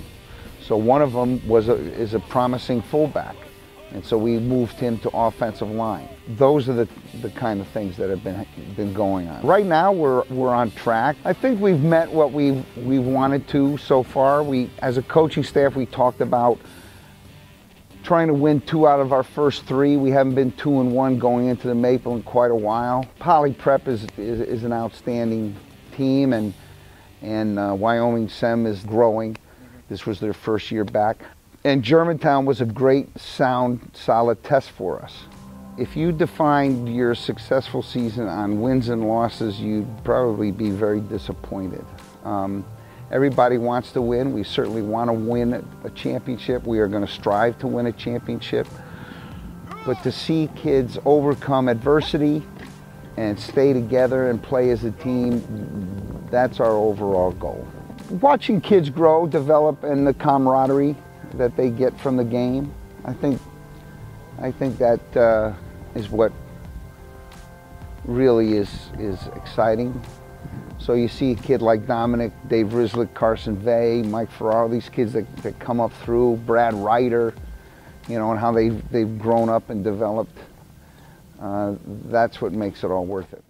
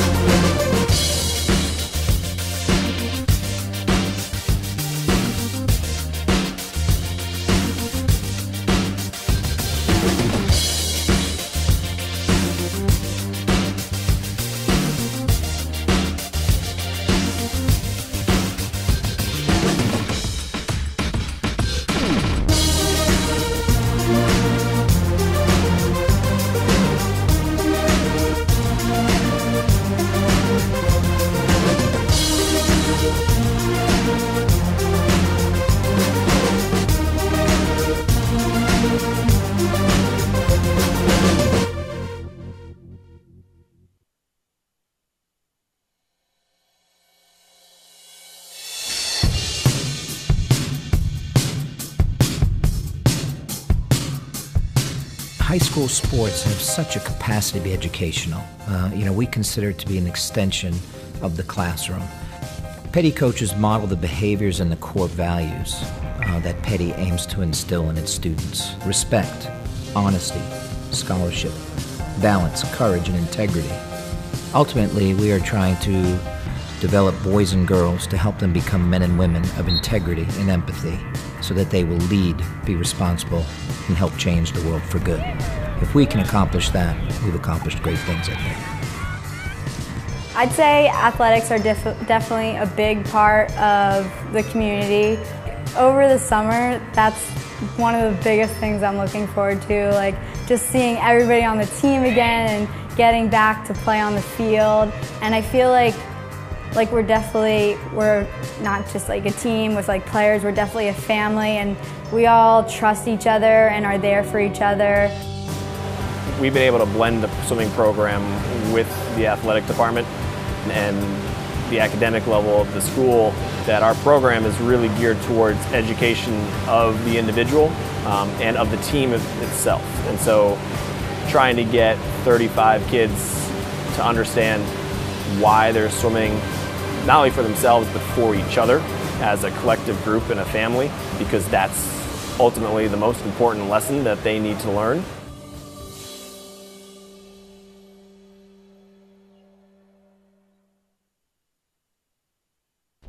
Welcome back in. It's halftime here at Peddie as the Falcons lead this one 14-2. Teams, still in the locker rooms. And take you back through some of the ways that we got the scoring. It was actually Hill who got off and scored first in this one. They scored after that snap to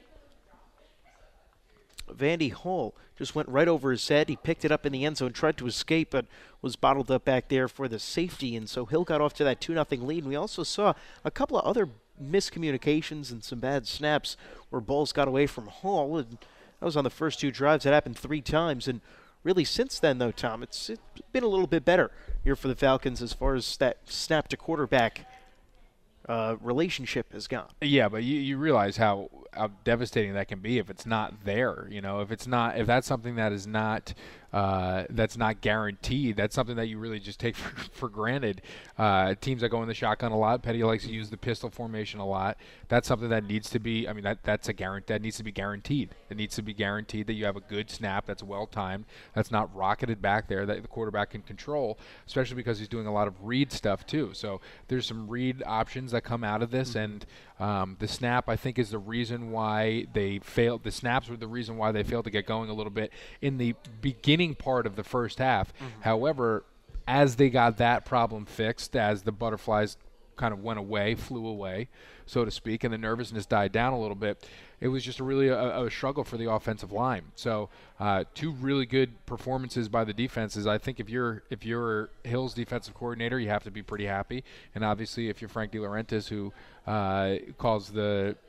the signal caller for the defense, or the play caller for the defense, and has been since he's been here, he's got to be pretty happy too, as his defense not only held the Hill offense to 0 points, but also put 14 on the board for the squad as well. And certainly we talk about those 14. Of course, the first came on that Brad Ryder pick 6, and that was a play where he picked off the ball back around the 30-yard line and then just took it all the way right down the sideline, got a couple of nice blocks, and really it was an excellent play where he made a very good read on Devin Kennedy's pass. Yeah, he got a really good jump on the football, and after the fact, he wasn't just okay with getting the interception. He was thinking 6 the entire way. He saw daylight. He got to the sideline. He cut in a defender and went and got out to the sideline. And his teammates, his supporting cast, did a phenomenal job of blocking the guys they were supposed to block. They blocked the receivers. They blocked the running backs. They blocked the intended receiver first and foremost. And he was kind of off to the races. And as soon as he got a kind of a springboard block, he was gone. And then we saw an excellent play from Joseph Leone, who scooped up a fumble that nobody seemed to care about. And he just was all over it, scooped it, scored. There's a difference between a country ball and a city ball. We were always taught the difference between a country ball and a city ball. Country ball, you have some space. It's wide open. You pick that one up and you score. City ball, it's too crowded. You get on top of it and you secure it. So a couple country balls that we saw here in the first half for Peddie, and this is a defense that is just really, really focused on creating turnovers, and they've done a great job of it so far. Yeah, and you talk about those country balls, and well, they were almost kind of set up perfectly by Hill by not pursuing after the ball once they came out.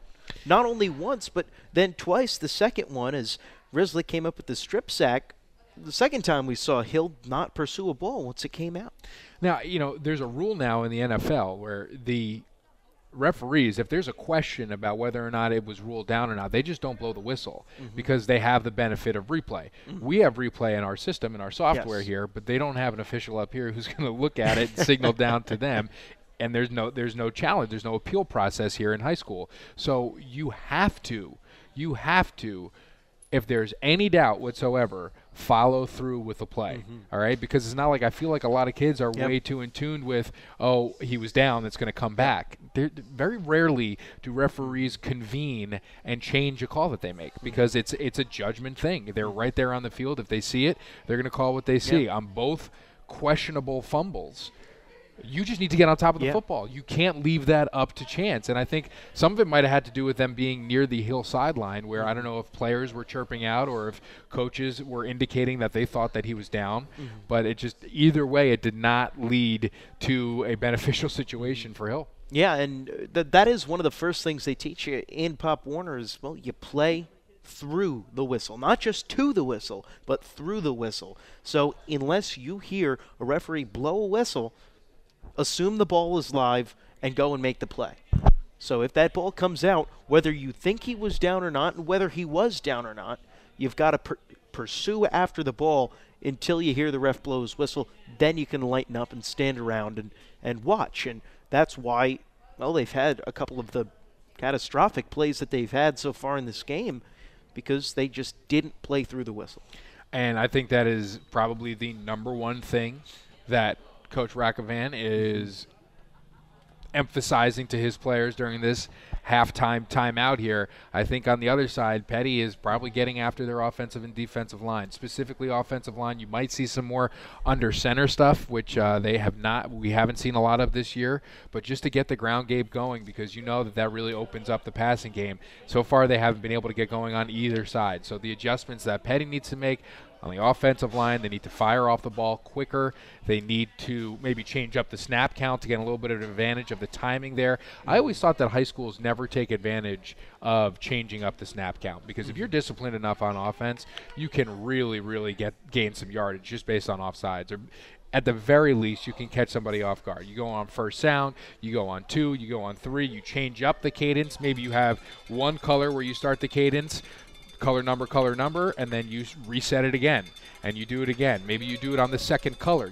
There's so many different things that you can do to change up the cadence to gain a split second of an advantage on your defense, and that might be something that Peddie comes out doing. Also, they might let Vandy Hall chuck it a little bit. He has not really had too many passing attempts. He hasn't had too much time to throw the ball either. So that's an adjustment that they may make as well. But they really got to get their workhorses going, and they haven't been able to do that so far. Certainly, and you mentioned all the adjustments that might be made. Perhaps also some more quicker passes as well being worked in just to try to, well, if they can't slow down some of the pass rush that's coming from Hill, to at least try and mitigate it a little bit by getting the ball out sooner and setting up Hall with more opportunities to try and, well, get back and, not have some of the issues that he's been having under pressure. It's certainly something that I am positive this coaching staff went over in the locker room. And if anybody can make an adjustment, it is Frank DeLaurentis, who has been here at Peddie for quite some time now. And he is somebody that has been at the forefront of this program's success.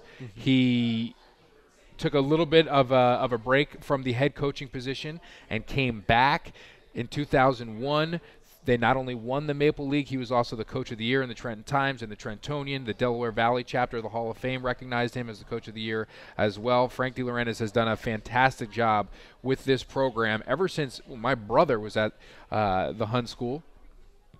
Coach Frank De Laurentiis has been building this program to one of the more well-respected programs in New Jersey. Certainly gotten to that point, and well, this year again, really looking like a very good contender here in the Maple Conference. As you mentioned, well, a little bit we were talking before we came on air today. Now, Peddie is one of those teams that is up in that upper echelon of teams in the conference, expected to contend in a big way this year. Yeah, and I think, Joe, one of the important things to think about here is the past 2 years, Peddie's always been the team. Peddie has been the team where it's like, we don't want to play them. Mm-hmm. You know, they've gone from, you know, the upper tier, probably maybe the bottom of the upper tier, mm-hmm. to now they're the guys that I think people are looking at. I really think people are looking at them. They have a target on their back because all of their guys have come up through the system are now seniors. Mm-hmm. They have some great postgraduates. They have a postgraduate quarterback who's fantastic. We've seen his athleticism on display here. They got some great young talent as well. But this is a year where I think on the outside, Peddie might not be thinking this, but on the outside, I think a lot of people have looked at Peddie as one of the favorites to win this conference, mm-hmm. especially how it ended last year with them, with an interception in the end zone in the final seconds of a Maple championship game right here mm-hmm. at Schumann Field. I really think that they are the team to beat in this conference this year. Them and obviously Blair Academy is the defending champions. They go on and they play Hun tomorrow, which we'll be covering at the Hun School. Hun's a very, very talented team. They're always loaded with talent. Lawrenceville as well, the best, you know, some of the best coaches in the conference, and some talent there as well. And there's, you know, this is what makes Maple football so fun to watch because there's so much talent. Every single year there is so much talent. You have a ton of guys on the field here today that are going to play at the next level that you're going to see on television playing on Saturdays. And it's going to be a lot of fun. And, you know, you look at Hill, not part of that upper tier of teams in the Maple, but they've certainly, you can't say that they haven't held their own exceptionally well out there today. Of course, the only two scores they've given up have been those defensive touchdowns that we've talked about quite a bit. But looking at this game, if you're maybe somebody at Blair, if you're somebody at, you know, the Hun School, you look at this game and you're thinking, you know, they're doing some things where they're maybe laying out a way to slow down this offense and really beat this team. No, 100%. I mean, Hill's turning into a team that you don't really want to play either for a lot of different reasons. And this is a team, Joe, that had to replace their quarterback. They had to replace their number one receiver and number one scorer last year in Grant Smith, who coincidentally is actually doing a postgraduate year at Lawrenceville this year.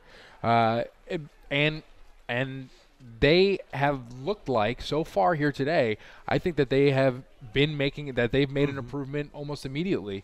And it's good to see them compete the way that they're competing right now. Yeah, and well, you mentioned some of the non-conference losses, the 3 losses for Hill. None of them have been, well, particularly close games to this point, but certainly today it's kind of hard to see why they've really put out a great showing. As it will be Peddie who gets the ball, as here comes Borelli on a big return, gets across midfield before he's finally dragged down at the 45. A big return to open up the second half for Dominic Borelli. And I think that's what they needed here, Joe, to get things going immediately. A fantastic return from Borelli, and just a phenomenal job to put Peddie in some decent field position.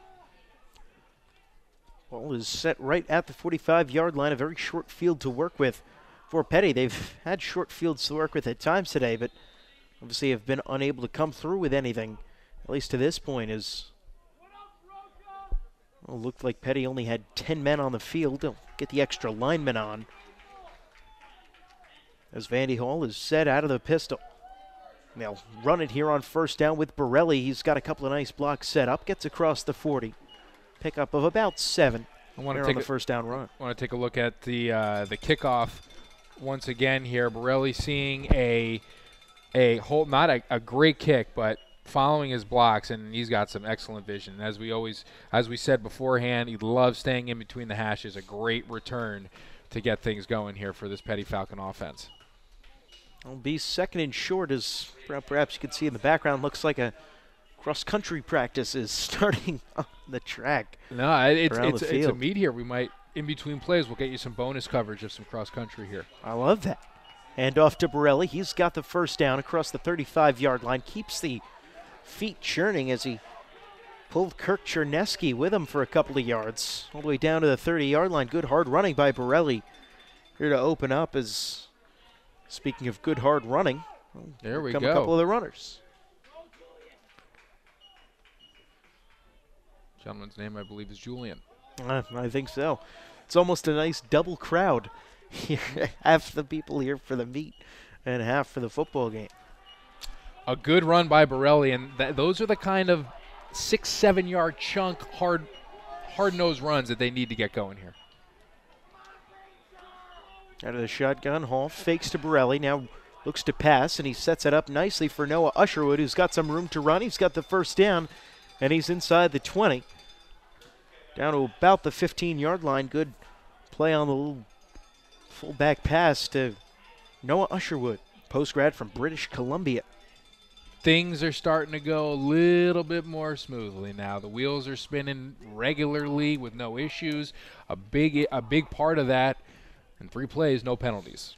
And I know it doesn't sound like a lot, but we did see a lot of pink flags on the field in that first half. So a good way to get a rhythm on offense is to have a clean approach and disciplined approach. And so far, they've come out firing.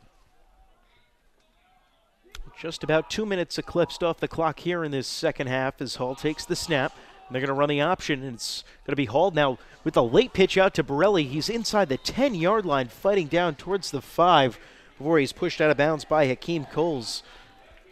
Boy, I got to tell you, Hall really waited a long time that time to pitch it, but when he did, it was the exact right time to get it to Borelli, who had the extra burst of speed along the outside. Yeah, he likes doing that. He likes holding it to the last minute. If you'll notice, Peddie goes away from the blitz here. Hill brought 3 linebackers from the opposite side of this, so worked out in Peddie's favor. And I'm not sure if that was an adjustment made at the line of scrimmage or what, but they ran directly the opposite direction of the blitz.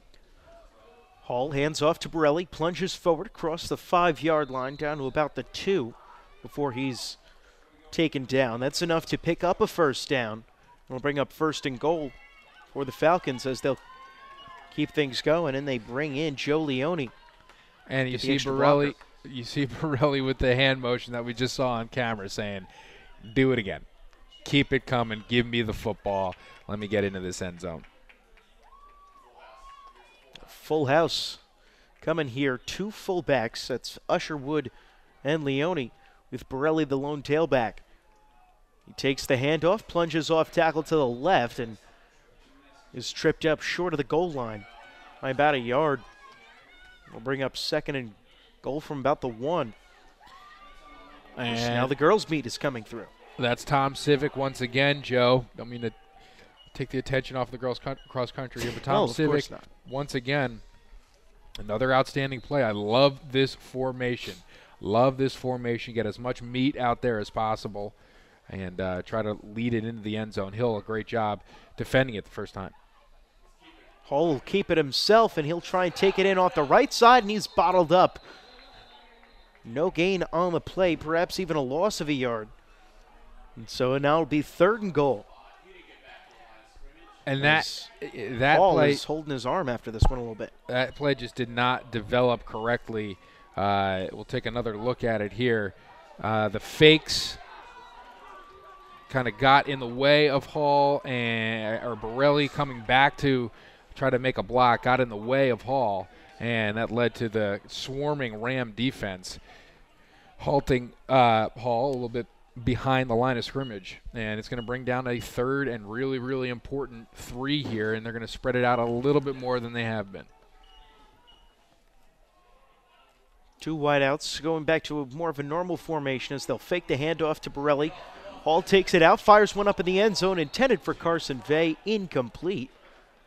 And 4th down and goal coming up from the 2, 7.5 left here in this 3rd quarter, and Got to kick this. They're going to send out the field goal unit, of course. Got to kick this. You're at the 3-yard line. It's the same thing as an extra point. This is almost as, this is almost as a sure thing as you can get.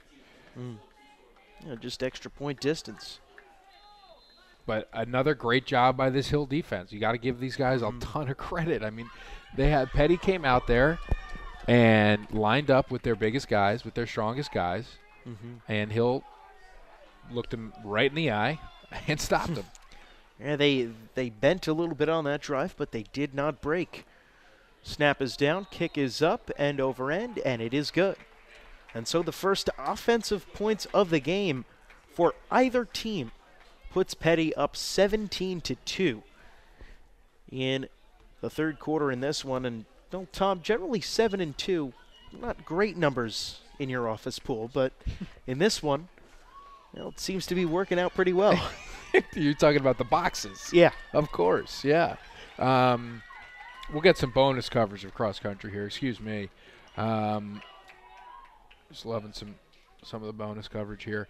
However, that was a good drive for Peddie. That was a good drive. Obviously, it only wound up with 3 points instead of 7 after it looked like it was going to it looked like it was going to result in a touchdown. But this Hill defensive line stood tall once again, and after getting worked a little bit in the beginning of the drive, stood their ground by the end zone and, forced a field goal instead of a touchdown, and that could be huge. Those 4 points can be huge. Especially as we'll see as they get set to have their first offensive drive of the game. Well, of this second half, rather. Well, we'll see what adjustments they've made at the half to try and get Devin Kennedy a little bit more space to throw.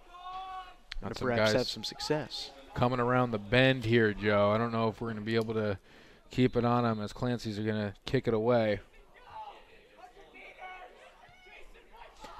And it's a very low, almost goal at a squib kick, up to about the 35-yard line before it's fielded and fallen on immediately by a Hill player. And I got to ask you, Tom, have you ever had the opportunity to call 2 different games going on at once?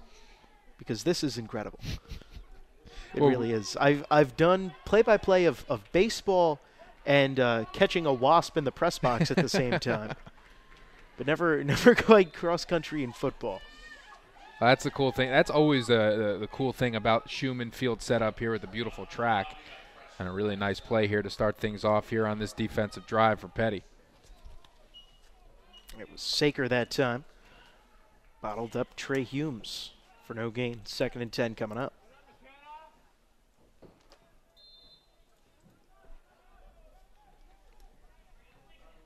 So they'll finally change the down marker, officially making it 2nd and 10.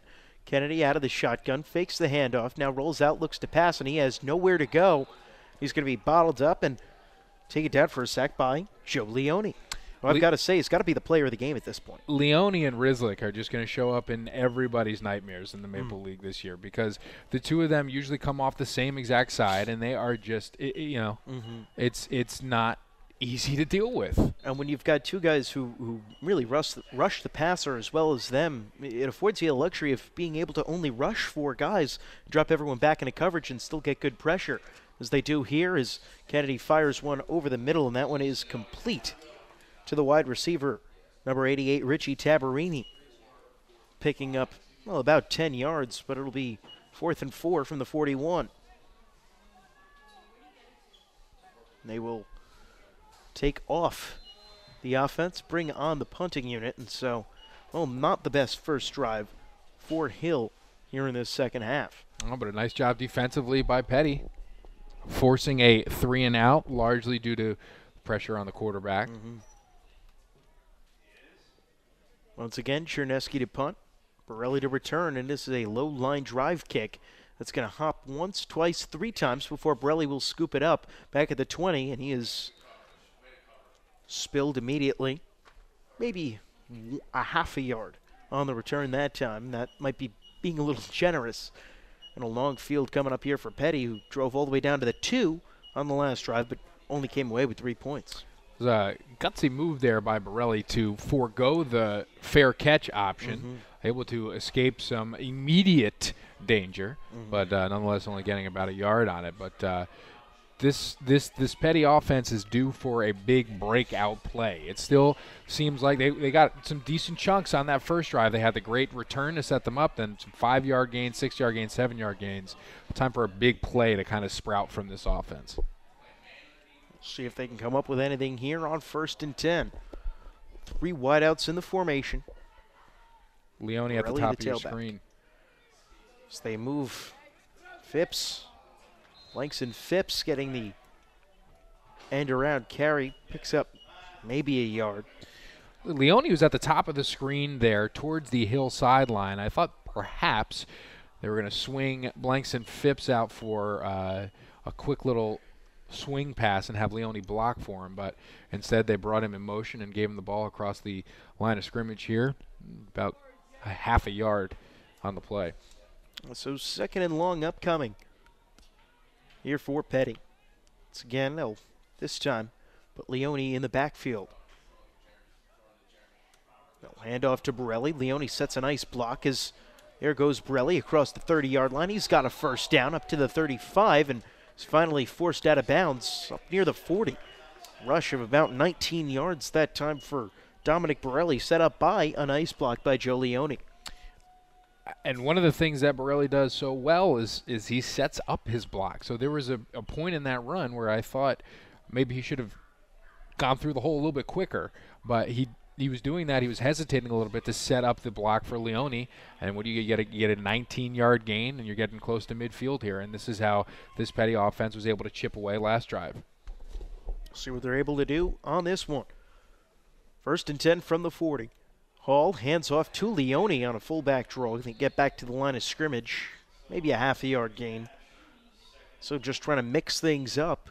That time are the Falcons on offense, and well, doesn't really get too much out of it. Kirk Chernesky, one of the captains here, local guy from Pottstown, Pennsylvania. Chernesky has done a fantastic job for this Hill program. He has been one of the bright spots of it since his arrival at Hill. 2 wideouts here in the formation for Peddie, but it is a power formation as one of them is a tight end. They'll pitch it on the outside with Borelli as he tried to get a couple of blocks set up for him, but that time that was sniffed out quickly by Hill. Gain of maybe another yard, 3rd and 8 upcoming now for the Falcons. Just inside 4 minutes remain here in the 3rd quarter. And Peddie leads 17-2. Not your typical football score.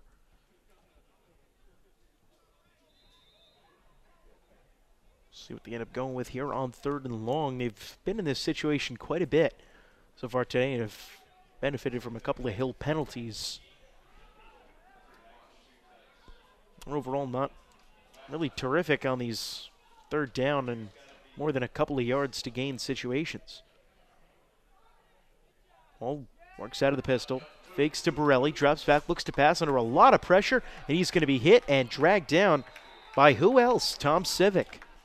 Civic helped out on the play by his teammates as well, but Hall has just really not had time to throw the football. They're trying to get him outside the pocket. They're trying to roll him out a little bit. They're trying to let him use his legs to open stuff up down the field, and it just has not been the case. It has not worked out. And he's getting a bit of an earful from Frank De Laurentiis right now. 4th and long now, and this Peddie offense continues to struggle. You know, and another one of the things we were talking about a little bit before the game was how Peddie's not really the biggest team. And you can see that clearly, especially not along their offensive line, as the punt here from Ryder is fielded by Coles, and he gets hit and then dropped. It was a combination of Noah Usherwood and then Justin Blanks and Phipps coming up and cleaning up Coles that time, back at about the 30. But to get back, what I was saying was, well, they were a little bit undersized along that offensive line. Do you think that that's part of what has been the struggle for Peddie in this game? I think so. I think Hill is just playing with a lot more aggression up front than Peddie's front has been so far here today. And I think this is a really confident bunch in Hill, and I think they're doing a great job. Shotgun here for Devin Kennedy on first down. He drops back and he throws a little swing pass to Trey Humes, the running back on the outside, makes a man miss, cuts it back towards the middle of the field, picks up a first down and carrying a couple of Peddie defenders with him before he's finally dragged down close to midfield. Is Trey Humes. Good, powerful running that time after the swing pass. Really nice job. Set up beautiful. Actually, it wasn't really set up too well, to be honest, and Humes just really does all the hard work himself as Hill quickly comes back up onto the line. Kennedy hands off to Humes, and this time he goes nowhere. Take it down in the backfield. Looked like the first man to get there was John McConville. Yeah, McConville, another play in the backfield for the Falcons. We'll take a quick look at the previous play by Hume. Really athletic play. As you see, his blockers were out in front of him, but he decided to cut it back up into the middle of the field and get a nice gain from it. Second down and 11. Coming up, Kennedy. Shotgun for Hill. Drops back, looks to pass, fires to the outside, and that one is complete to Bryce Allen. Goes forward for a gain of about 6. It'll be third down and a manageable 5 coming up here for the Rams. Looking to try and get their way back into this one. Trailing by 15 here with 1 minute and 30 seconds just about left here in this third quarter. Kennedy out of the shotgun, trips to his right.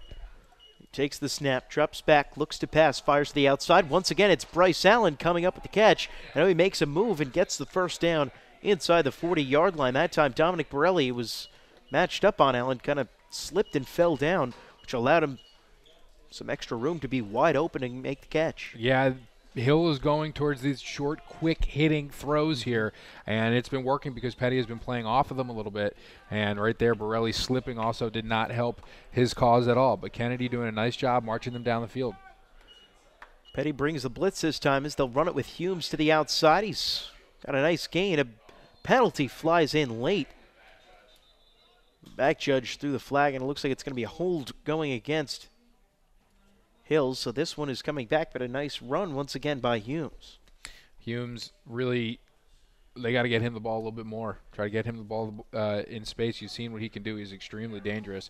We'll take another look at possibly where the penalty could be coming from, as Hill did a nice job of picking up the blitz from Ferraro, who tried to come into the B gap here, and it was picked up nicely by Civic. And then we have, I believe the hold was on Usherwood, number 4 there.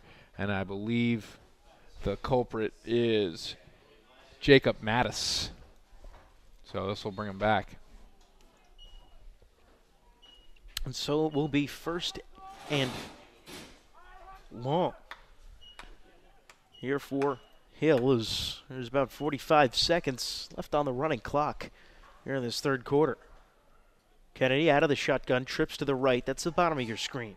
Takes the snap, drops back, throws intended for number 7, Jack Overholt, and incomplete. And, you know, Kennedy's gone Overholt's way quite a bit in this game, but it seems like they just haven't been able to get on the same page at all. Overholt made the one very nice catch on the long play down on the far sideline of the field, but other than that, he's had a hard time hooking up with Kennedy in this game. Yeah, I was just going to say that he did provide probably the biggest play of this of the offense here for Hill today, but you know, it hasn't been able to establish a consistency.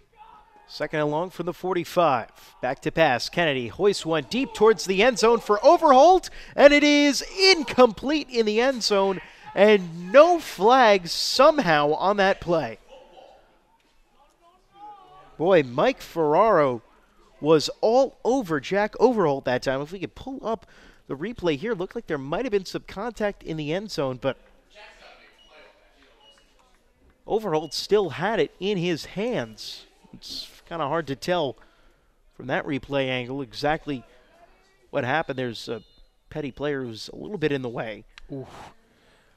But very close to being a touchdown for Hill. Looked like Overholt might have given a little bit of a nudge in the end zone there, and Ferraro was kind of spun around. It went over his shoulder, and it actually landed in the hands of Overholt, but he just wasn't able to haul it in. Kennedy to pass on third and long off the fingertips of Tabarini and intercepted by Peddie. Mike Ferraro got his hands underneath it. And that was a very close one again. We'll take a look at the replay. He's an absolute ball hawk, Joe, and we'll see if he actually comes up with it here. And see what it was. You see, there it goes off of Tabarini's hands, and then Ferraro, and yes, he did. Wow. What a play laying out. He is always around the football, and he just has such a nose for it, and he creates turnovers, interceptions, fumble recoveries. It's the same deal all the time with Ferraro.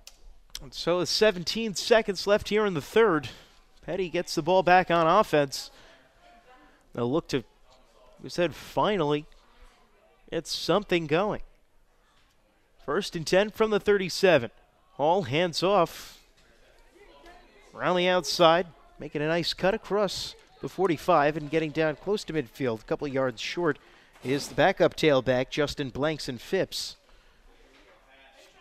A lot of their success on the ground, Joe, has come off tackle on either side. They haven't really been able to get much in between the tackles, but a nice run by Blanks and Phipps to start things off here for this drive. And that is going to be all here for the third quarter. Once again, we'll step aside in just a second. 17-2, a low-scoring third quarter, just the one field goal between the two teams. Of course, the 20-yarder by Clancy on the first drive, and once again, more defensive football that we've seen. It'll be 1st and 10 for Peddie from the 48-yard line. On the other side of this, we'll take a quick 45-second break and be right back with the fourth quarter. You're watching Peddie football on Strive TV.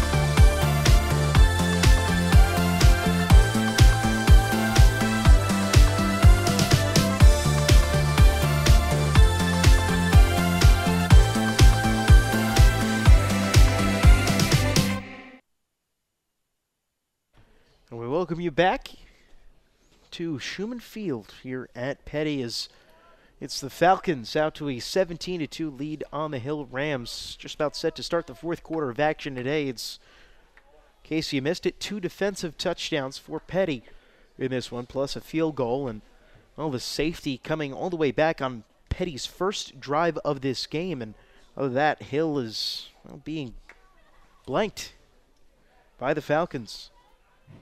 Looking to improve to 3-1 on the season. More importantly, though, 1-0 in MAPL play. Falcons will have it 1st and 10 from the 48-yard line. Here as we start things off. Out of the pistol is Vandy Hall. It's Borelli behind him. Usherwood, the back lined up to his right. Takes the snap under a lot of pressure, and he is able to evade the sack.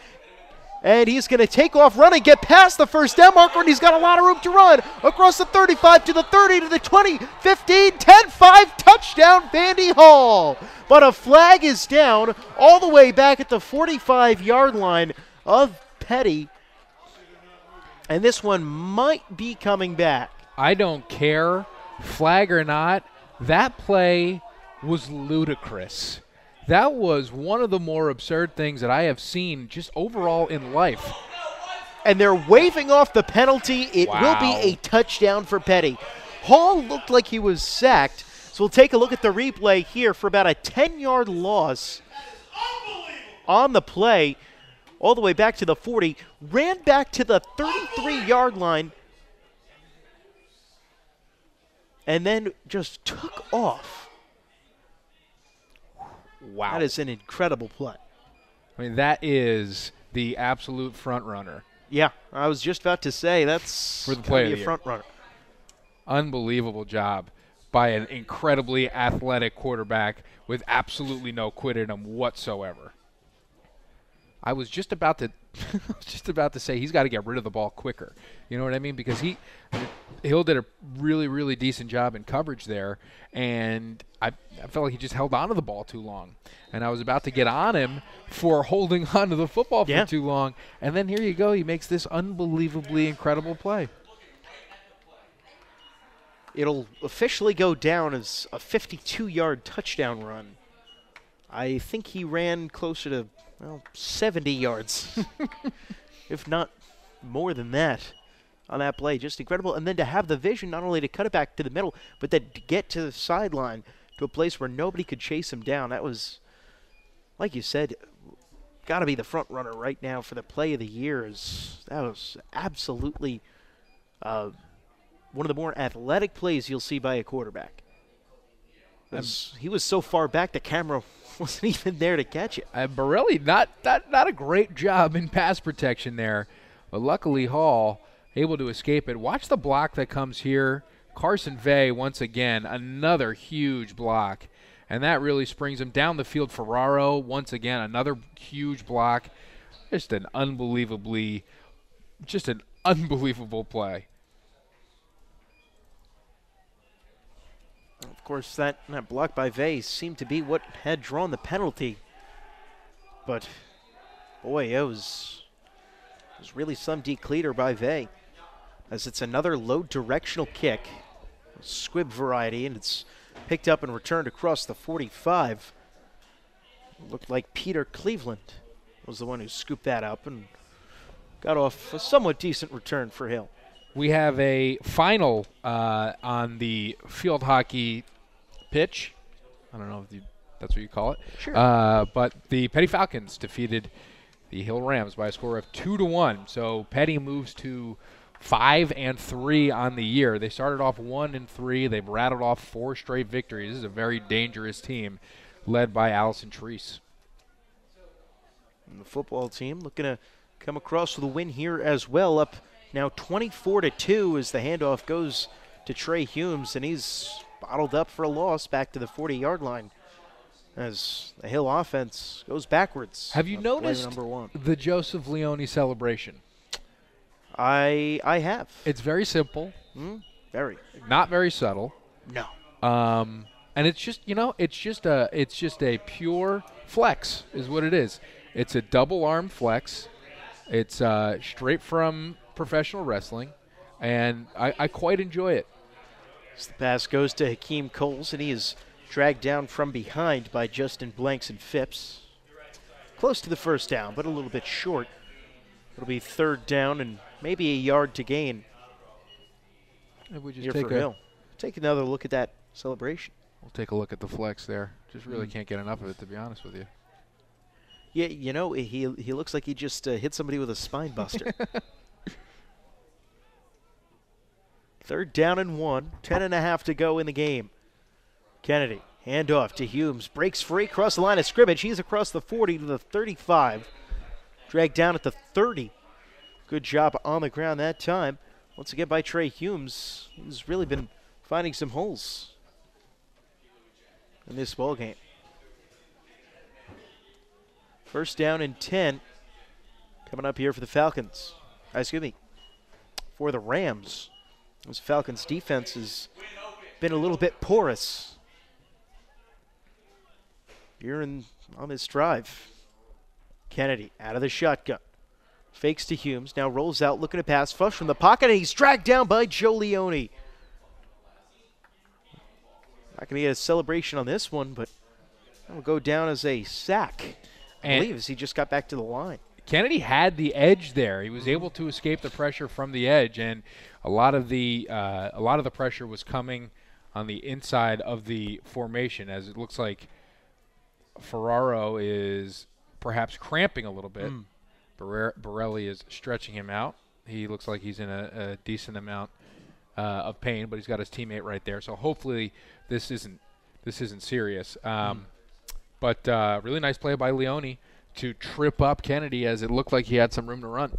Yeah, it certainly was. And boy, it's cramps for something so benign are the most painful thing. I know. That you could possibly go through. It's just certainly not very good. But as far as Leone goes, we'll take a step aside here while we wait and get this thing sorted out. 24-2 is the score, 9.5 left here in the game.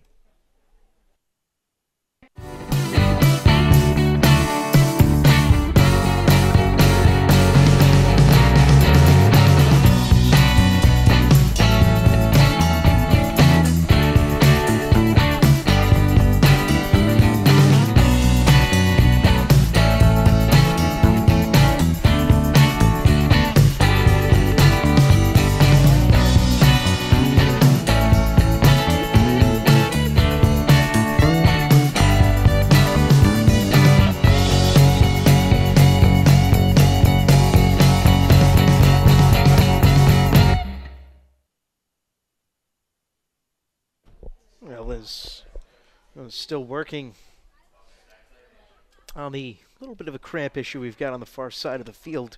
At least that's what we're speculating the issue could be. Let's take a look back and kind of recap this one a little bit while we've got the opportunity. It was, of course, in the first half, it was the 2 defensive touchdowns by Peddie that got them out to the big lead. But here in the second half, the offense just looked a little bit better. They drove down all the way to the 2, ended up settling for a field goal on their first drive of this second half. But of course, that last one capped off by that terrific play by Vandy Hall that really we can't talk about enough. Yeah, this has been an offense that has been void of big plays today. They've really had struggled to try to get things going, and the biggest play that they had was a completely broken down, just crazy carnival of an athletic play by Vandy Hall, and that was one of the more fun plays that we've seen. Kennedy drops back, looks to pass under a lot of pressure. Hit as he throws deep for Allen in the end zone. Touchdown. As, boy, Kennedy took a hard shot that time. Was able to get that one into the end zone for Bryce Allen, who's been his go-to receiver all day long. Really nice throw on a wide-open Allen in the corner of the end zone. A breakdown there. Ferraro not in the game, as he was cramping on the sideline here, or he is being tended to on the sideline here, and a breakdown in coverage leading to that touchdown, the first one given up by this Peddie defense. And so now on for the extra point is Kirk Chernesky.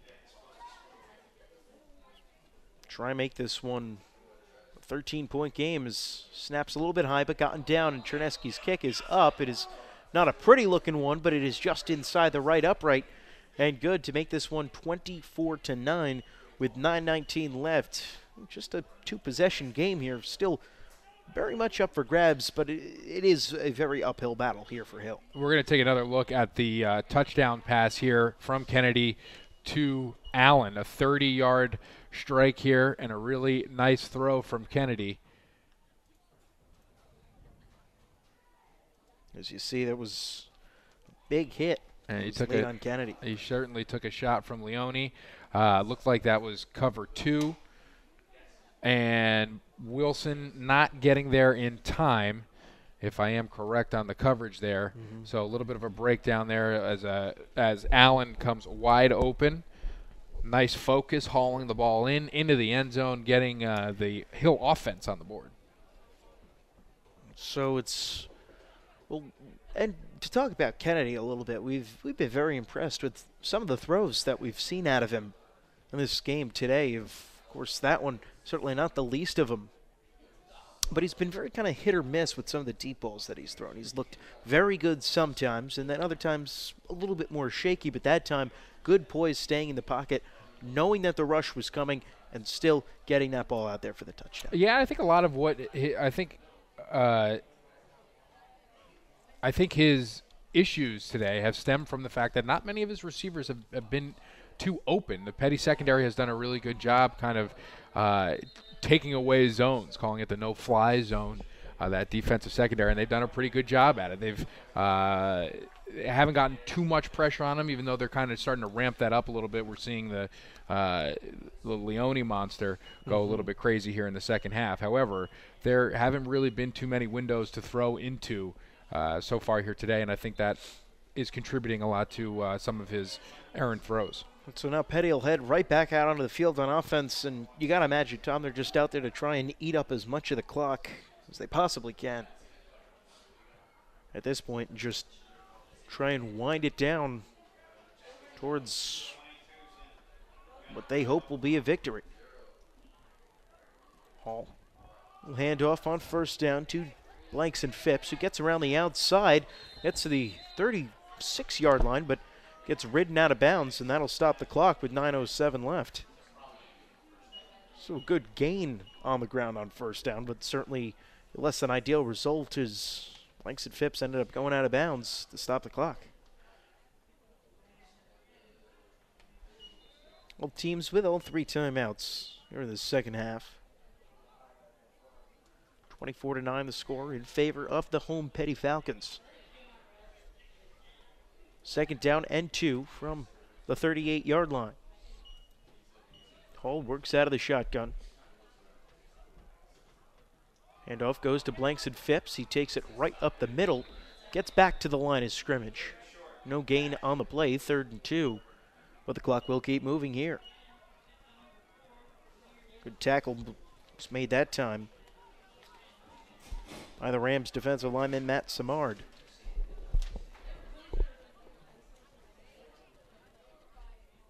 We're down to 2 as Hall goes and gets back in the huddle to relay the play.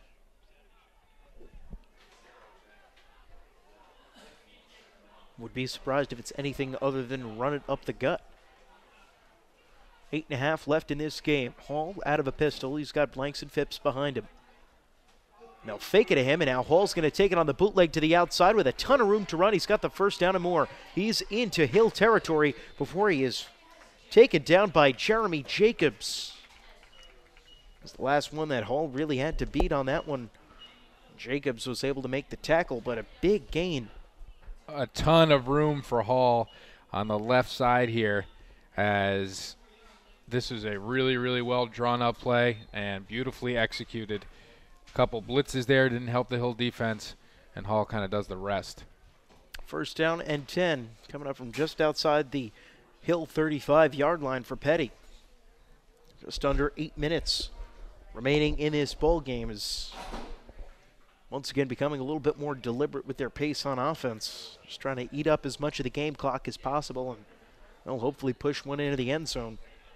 Extend their lead back up to 3. Scores. Little option play this time for Hall and Blanks and Phipps. Hall's going to keep it himself and end up getting taken down about a half a yard behind the original line of scrimmage. It'll be 2nd and long coming up for the Peddie Falcons, who next week will be on the road against Lawrenceville. The game will be on Saturday the 18th, kicking off at 2 o'clock, and Hill will not really get any relief on their schedule next week. They are home, but against Blair at 2:30, once again next Saturday the 18th. 2nd and 11 coming up from the 37-yard line. All out of a pistol and flag coming. It looks like a false start against Blair. It's going to be against Peddie. Getting into that. Play a little bit of early motion. So it'll be 2nd and 16 now from outside the 40. 6:57 left in this ball game, but the clock is moving a little bit. So it continues to wind down. Vandy Hall, post-grad from Ewing. Just right over in the Trenton area, not too far from here. Takes the snap, drops back, looks to pass. Now he'll take off running himself. Gain a couple of yards, get close to the 40. But it'll still bring up 3rd and a mile. Here's ball be spotted just shy of the 40-yard line. They need to get all the way down to the 25 for a first down. So 3rd and 15. Coming up for Peddie. They'll take Joe Leone off the field, bring on Noah Usherwood. A little bit more athletic. Kind of pass catcher type. Also just much bigger. Well, Usherwood, 6'3", 210 pounds. In there at fullback, lined up to the right of Vandy Hall. And is Borelli the tailback. They're going to give the handoff to Usherwood. He spins off one tackle, but still does get dropped for a loss That time is, boy, Usherwood, I thought he was dead to rights on that first hit, but then he had a nice second effort before Chase Midgley came up and finished him off for a loss of a couple. 4th down at about 18, and that is going to bring out the punting unit for Peddie. Brad Ryder out to boot this one away. Hakeem Coles back to return, set up back at his own 10-yard line. 5:15 left here in this game. 24-9 the score in favor of Peddie, as even though we weren't able to put any points up on the board, certainly mission accomplished as far as taking some time off the clock on that drive. High kick by Ryder, fair caught by Coles as he comes to a sliding stop at about the 13-yard line where he fields it. And so a very long field coming up here for Hill as Ryder gets the job done again, pinning Hill deep in their own territory. Yeah, it's the best that Peddie could have done with the drive ending where it did. Hill's got 2 touchdowns in 5 minutes that they need to score without Peddie. They need to get a quick 3 and out, or maybe even an onside kick, depending on how much time is taken off the clock if they were to mount a comeback here with the touchdown drive. But this is this offense is primed for big plays. They had a big arm at quarterback, and they have some really good athletes too. So it is possible. Quick pass to Bryce Allen is caught, and he ended up having his momentum just have him fall down. It'll be 2nd and 8 after the 2-yard gain, and that might have been a play where it might have been more wise for Allen to just let that one drop as the clock continues to move after the caught pass. Now just about 4.5 minutes left here in this 4th quarter. 3 wide outs to the near side, 1 to the far for Kennedy. He drops back, looks to pass, throws for Allen, picks it up off his shoe tops, and gets out across the 20. That'll be double-digit catches now for Bryce Allen in this game. But he's not quite at the first down sticks. It'll be 3rd down and 4 coming up. 4 minutes left. Yet an odd lack of urgency here for Hill. Kennedy out of the shotgun, drops back, looks to pass, fires one for Allen. It's high, but he goes up and makes the catch, makes a move to the outside to try and get around Borelli as he is wrapped up and thrown down. And it is a 1st down.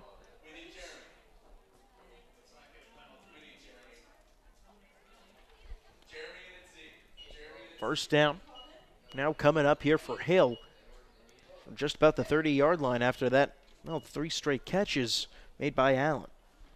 This is a really nice play by Allen. A good throw by Kennedy as well. I think the sideline was looking for a face mask there at the end of the play. Ref didn't see it, so didn't call it. Kennedy, shotgun, drops back to pass, under pressure, fires it deep over the middle and incomplete. Intended for Richie Tabarini.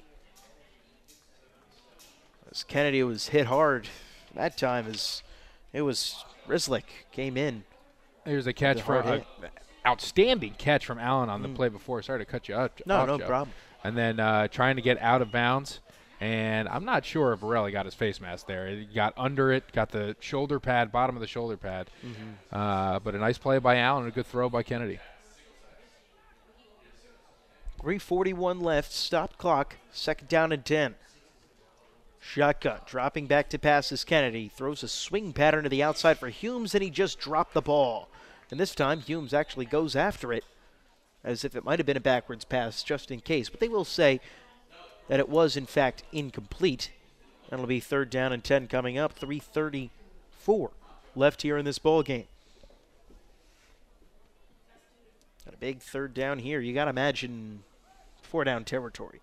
Yeah, you have to. You have to. They have, I believe they have all of their timeouts remaining. Yep. It does indicate on the scoreboard that they have 0, but I think they have all of their timeouts remaining. And yes. I don't believe the scoreboard has been keeping track of the timeouts as they set up a screen for Trey Humes. He gets it to the outside, and he picks up the 1st down across the 40-yard line and goes out of bounds at the 42. 3:22 remaining. 1st down and 10 coming up for Hill. I'm really impressed with Humes. Catching the ball out of the backfield, running, getting him in space has been an ideal situation for this Hill team. Kennedy, pass, under pressure, fires, caught by Allen. He's at midfield, and he'll just run straight out of bounds over towards the Peddie sideline. Bryce Allen with another catch, and I think with Humes and Allen, really the two big playmakers on offense for Hill in this game, both juniors. Got well the rest of this year and all of next year. And that is guys who seem to be special talents. That's why, you know, this team is going in the right direction. This program is headed in the right direction. They have a ton of talent, and, you know, and they've been fighting. The senior Kennedy to pass. He's got it to Allen for his, got to be dozen catches now. And he gets across the 40-yard line, runs out of bounds, but a flag comes in. Lead after that one, and we'll see. There is some laundry, some pink laundry down on the field. There's going to be a block in the back. Nice throw from Kennedy, another nice catch. Did not get his head around. That is as clear as day. Didn't get his head around. His head is on the back, and that's a block in the back. That's an easy call for the referee to make right in front of him. So they'll mark this one off, and in the end, it's going to be about a second and about 6. Not really sure if there's any question about that one. Ball back on the hill, 47. Kennedy out of the gun, 3 wide receivers to the top of the screen. Drops back, looks to pass, and he throws. Looked like that one might have gotten tipped at the line of scrimmage, or there was just some kind of miscommunication between him and his receivers. There was nobody in the area, as it'll now be 3rd and 6. I think that was at least altered by Rizlik. I think he was watching the Houston Texans last night between Crick and J.J. Watt. Those big paws up there to alter the pass.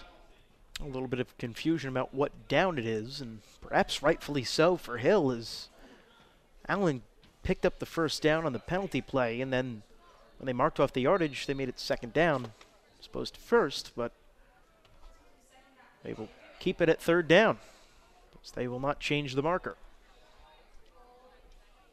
3rd and 6, 3:02 remaining, ball on the 47.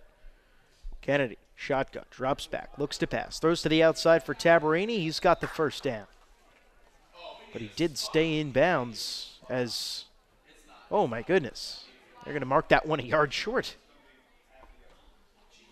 Thought with first look, the blind eye, that Tabarini had gotten the yardage, but they will mark him down just a little shy. And now they're going to bring out the chains to measure. He did reach about a yard further down. We'll see where the spot ends up. Yeah. So if you'll see where the referee is now and where the ball was. He's short by about 6 inches. I got to say, that was not a great spot on that one. That was a tough spot. It's a tough spot. He was behind the play. Didn't really give him credit for the reach at the end. It was a great effort, nonetheless. However, it looks like it's going to be short for Hill. That is, yeah, like you said, a very, very tough spot to be getting. That was confusing. 4th down and 6 inches here for Hill. Obviously, they'll keep the offense on the field. No brainer to do that. Kennedy heads up to the line of scrimmage, and he'll just plunge forward, and he looks like he's got the first down. We'll see where the spot ends up saying, and yes, he does. He certainly got the first down there, so good effort by Kennedy. 2:40 left here in this game. 24-9 the score in favor of Peddie. Shotgun for Kennedy. There's Hill looking to pull off a comeback under pressure now. Flushed from the pocket by Carson Bay. Fires one deep towards the sideline and out of bounds. And they're going to put a flag down on the play at the end. Are they going to call intentional grounding? I don't think that's possible. Yeah, it was, well, they're going to call intentional grounding on that one. Well, how do you call that one intentional grounding? unless the rule is wildly different at the high school level, and I'm just unfamiliar with it, it seemed as if he was about, I don't know, 15 yards outside of the tackle box on that one. Yeah, he got it past the line of scrimmage. There's no... Certainly outside of the tackle box, I do not think that rule applies to high school football, Joe. So yeah, that's the case there.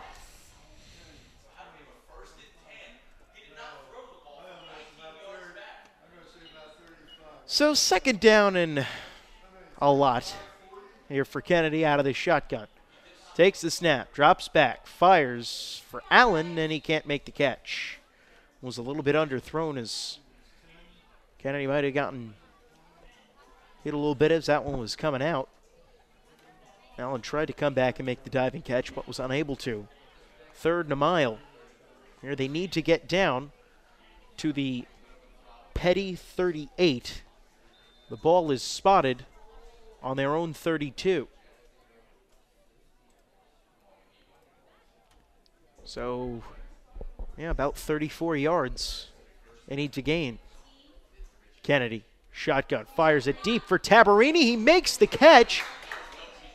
And it'll be about a 4th and 1 coming up here. A fantastic play made by Richie Tabarini. Been targeted a couple of times in this game, but has come up with his first 2 catches here on this drive. What a throw and catch. That was outstanding. A beautiful catch. And they're going to give him a first down. Yeah. So they get the spot here. After not getting it the last time, they do get the benefit of the spot on this one. And how about that? 3rd and 34. And coming up with the first down. Look at this catch by Tabarini. Skies over Blanks and Phipps. It was good coverage. And a really nice play. And an excellent throw by Kennedy as well, highlighting it. So he drops back under pressure, evades the rush of Rislick, fires it deep to the opposite side of the field, and it is tipped and broken up, intended for Bryce Allen. But what a play on defense.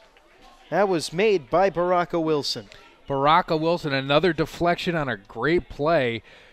A little bit underthrown as the receiver was rather open, and it would have been, an easy touchdown. However, Kennedy had to throw all the way across his body, and Baraka Wilson making a tremendously athletic play. 2nd down and 10 from the 37. Kennedy out of the shotgun. And more wideouts. Remember, Ferraro still not in the game for the Falcons. He fires it deep towards the sideline for Overholt, and it is incomplete. They throw it well over his head, but a flag down in the backfield, and it looks like they might have Joe Leone for a late hit in on Devin Kennedy. And that, certainly did look the part there as Leone took a couple extra steps before getting his shot in. Well, we'll take another look here. Yeah, well after he threw the football, that's an easy call to make. So Leone just has to exercise a little bit more restraint there.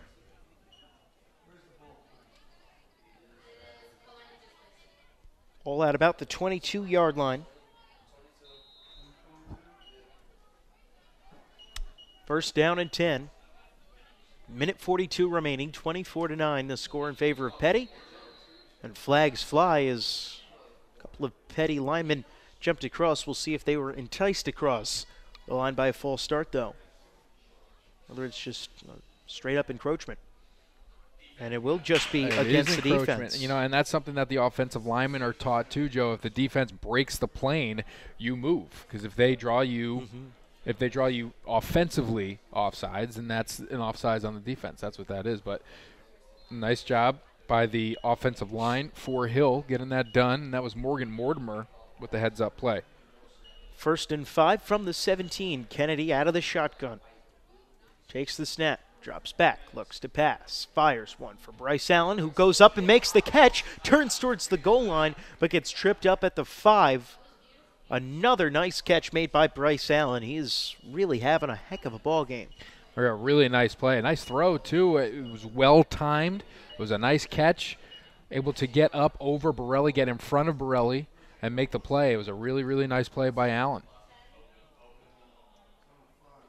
A touchdown and an onside kick can get them back in the game. Kennedy to throw in the end zone, touchdown, and who else? Bryce Allen. Bryce Allen, also known as Wes Welker. I mean, he's made every single catch on this drive. What a drive by Allen. And that's his second touchdown of the game. And so it's, well, 24-15. Now the score is, they'll just send out the extra point unit, try and get the one. With 1:28 left in this one, certainly not over. Got to imagine the onside kick coming up after this one, but the extra point here will be attempted by Chernesky. Gets it up and good. 24-16, an 8-point game. After all of that, Joe, look what just, oh, my math was brutal, by the way. It was a 15-point, I was saying 14-point game. No, it's okay. Either way, a touchdown away, a touchdown or 2-point conversion away from tying this game after all of that happened. We had the spot, we had the intentional grounding, all of that business. Great catch by Tabarini, a beautiful play by Allen in the end zone, and who's at the forefront of all of that? Devin Kennedy has done a fantastic job. He really has done a great job giving his team an opportunity to win a football game. And what an opportunity it would be is obviously they'll set up and try and onside it here. Almost no doubt about that. And correct me if I'm wrong, I believe also all 3 timeouts remain for Hill as well, so that's a little bit extra time. I do think that was the case. As opposed to that 128. It has not been kept on the scoreboard. However, there have been some timeouts that were, I think, injury-related. However, I'm not sure officially how many timeouts do remain for this Hill team. However, if they don't get it and they do have all 3 timeouts, that still gives them another opportunity to get the ball back and put something towards the end zone. So Chernesky will try and get it so the Rams can recover. Remember, it's got to go at least 10 yards.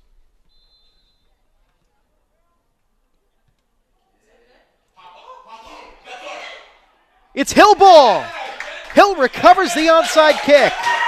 Jack Overholt fell on it, and they've got the ball down by 8 inside the 40-yard line with 1:24 remaining. A great bounce. What a kick. What a play. Overholt getting it done on the sideline here for Hill. We'll take another look. Look at the second bounce, and it goes off of the hands of, I think that was Brad Ryder. And you got to give credit to Kirk Chernesky for a very well-executed kick there. You get it down, you get that hop, and then who knows where the ball goes, and he certainly did a good job of, well, maybe not exactly a textbook onside kick, but very well executed. Kennedy, shotgun, he'll hand off to Humes up the middle. I think he's trying to take Peddie by surprise by keeping on the ground here on first down. They get up to the 35-yard line. 1:14 remains. He'll spare the timeout for now. A nice play by Rizlik, and Mike Ferraro is back in the game, Joe, for this Peddie defense. So a good boost to that secondary. Kennedy, shotgun, looks to pass, has plenty of time, fires complete over the middle to Jack Overholt, who's down a little bit short of the first down. 50 seconds left. The clock continues to run as Hill will use their timeout. The first one with 48.9 seconds remaining. 24-16, an 8-point game. Hill at one point was down 24-2. Yeah. It really has been a crazy turn of events. The craziest thing was that, to me, was the previous touchdown drive that Kennedy led them down the field after it was about 3rd and, was it 30? After an intentional grounding call, and then a tremendous catch by Tabarini, and then to get the onside kick. It's almost like, this, win or lose, this has been a tremendous effort from this Hill Rams team, and this could be something that really catapults them in the right direction, over the hump. They're going to win a game in the Maple League this year. They're going to win maybe 2 or 3. But this is not the team that it was last year or the year before. This is a really good football team. Like you said, they've been rebuilding now for, well, a couple of years, and starting to see the fruits of that process really play out on the field here today against a tough Peddie team. They've not only hung right with them the entire time, but boy, they've got a chance to send this one to overtime. If they can get in the end zone, then convert a 2-point conversion. Shotgun for Kennedy, looks to pass under a lot of pressure, fires it deep down the sideline for Tabarini, but about 5 yards out of bounds. Kennedy got hit hard at the end of that one. Got up looking for a penalty flag on Carson Vay. He's not going to get one, though. So it'll be 3rd down and 2 from about the 29-yard line. Excuse me, 4th down and 2 from the 29-yard line. And this is where the defensive front for Peddie really needs to step up. This is their time. This is their chance to seal the game. They can end it right here with the play on Kennedy. See if they bring any pressure or not. All the marbles at stake on this one. 4th down and 2. They'll hand it off, and there goes Humes. He's got the 1st down inside the 20, and a big pickup as he gets out of bounds down to the looks like about 16-yard line with 35.9 seconds left in this game. Remember, Hill also with 2 timeouts remaining. What a call. What a call. 4th and 2. They're going to run it. Finds a hole and some great vision to bounce it outside and get out of bounds. Hume, a fantastic football player. Shotgun for Kennedy. 3 wideouts. 2 backs in the backfield with him. Takes the snap, drops back, looks to pass, fires one. It looked like it hit an offensive lineman. Hill calling for a penalty against Blair, but well, they're not going to get a call. 29.9 seconds remain. 24-16. See if we can see who got a hand on it here. And that's Carson Vay, who almost came up with it. Literally thrown right into his chest. Certainly a very athletic play made by Vay. He's a tall guy, 6'4". Kennedy, handoff, goes to Humes. He tries to cut it to the outside. He's dragged down from behind by Noah Usherwood. Timeout taken by Hill. So their 2nd timeout, as it'll be 3rd and 11 coming up from the 19 as Humes is down and looks like injured on this one. Fantastic play by Usherwood. Take another look at it here. Really athletic, tremendous play by Usherwood, potentially stopping a game-breaking play here. Yeah, with 24 seconds, we'll take a look at that one. As well, they've gone to the ground a couple of times on this drive with Humes. That time, though, just wasn't able to get anything going. So it looks like that was Carson Vay in on the stop as, yeah, you see he comes up a little bit limp on that ankle and goes right down after that play. So we'll take a step aside here for a couple minutes. Actually, no, we'll keep it right here as Humes is now being off the field on his own power, which is nice to see. Is limping a little bit. Seems more frustrated with himself that he's got to come out of this game or anything else. You know, obviously after all the work he's done.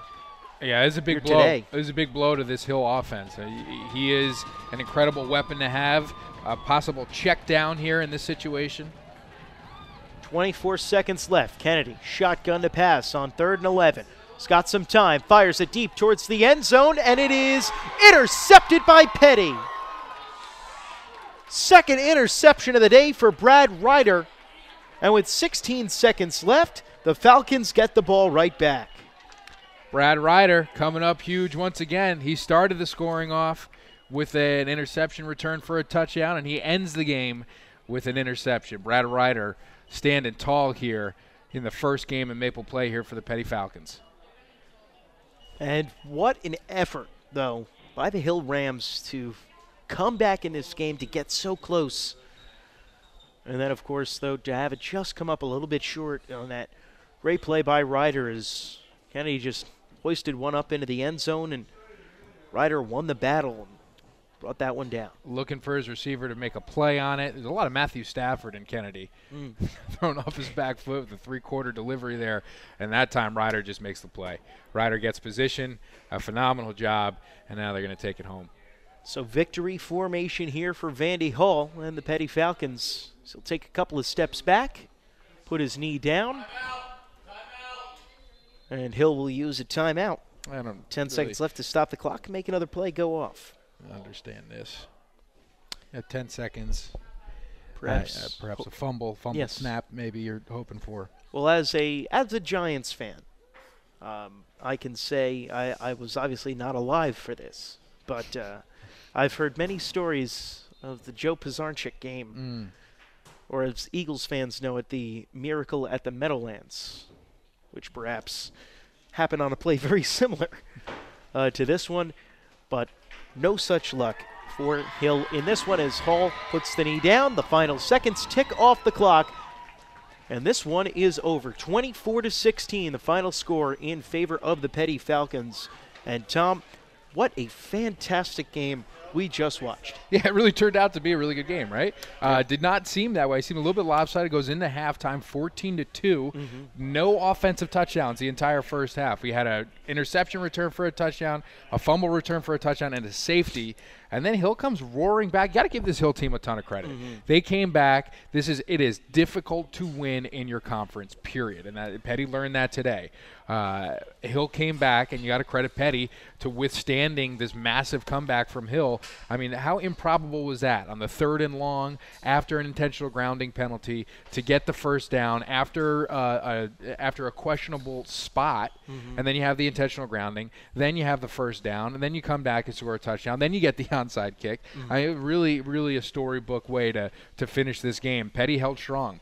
Peddie showed some great signs defensively. They played a fantastic game, I think. I think Ferraro coming out of the game hurt them a little bit towards the end, but still, 2 interceptions, 2 fumble recoveries, an interception return for a touchdown, and a fumble return for a touchdown says a ton about your defense. And what more can we say about Vandy Hall? It's certainly that fantastic play that officially goes down in the stat book as a 52-yard touchdown rush, where he went all the way back to the 35, cut it back to one side of the field, right to the other, evaded the sack, and, well, you've got that play pulled up here as, of course, it is, as we mentioned, an early nominee for certainly play of the year. It was one of the better plays, well, you're going to see really at any level this season. It really just looked like it was completely finished, and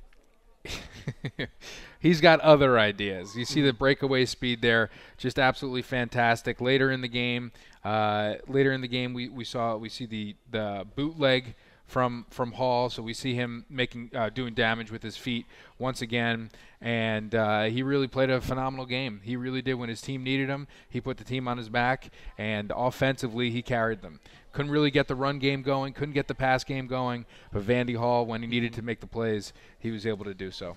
And that's really what separates the good teams from the great ones, is when they need to dig down and come through with the big plays, they're able to do so. They've got the guys who are able to do so, and Vandy Hall was able to get that done today. Yeah, and I want to just go back and look at what some of the things that led to the finish here, and we'll take a look at the first touchdown here for Hill, and I believe this is the first touchdown to Allen in the corner of the end zone, which put them on the board for the first time offensively for the first time, and started this comeback that they were able to mount. And then obviously the thing that everybody went crazy about, the thing that turned this into kind of a really exciting finish, was this perfectly executed onside kick off the foot of Kirk Chernesky, and was able to be recovered by Overholt. You'll see the second bounce coming up, and a really nice play by Hill to extend this game and make it almost a nightmare for Peddie.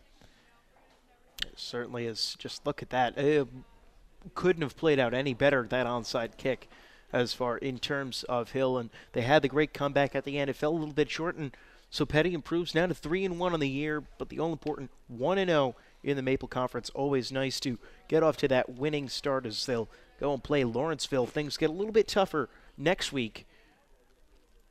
On Saturday, 2 o'clock start at the Lawrenceville School for that one. And, well, Tom, you know a little bit about them. That should be a very good matchup. Yeah, it really should. And Lawrenceville's coming off a bye. Lawrenceville has started off the season 0-3. However, the teams that they've played, DePaul Catholic up in North Jersey, who you know a little bit about. The Episcopal Academy in Newtown Square, Pennsylvania. They went out there after last year. The game that they played against them was incredible. They won. They stopped a 2-point conversion at the end of the game to win by 1.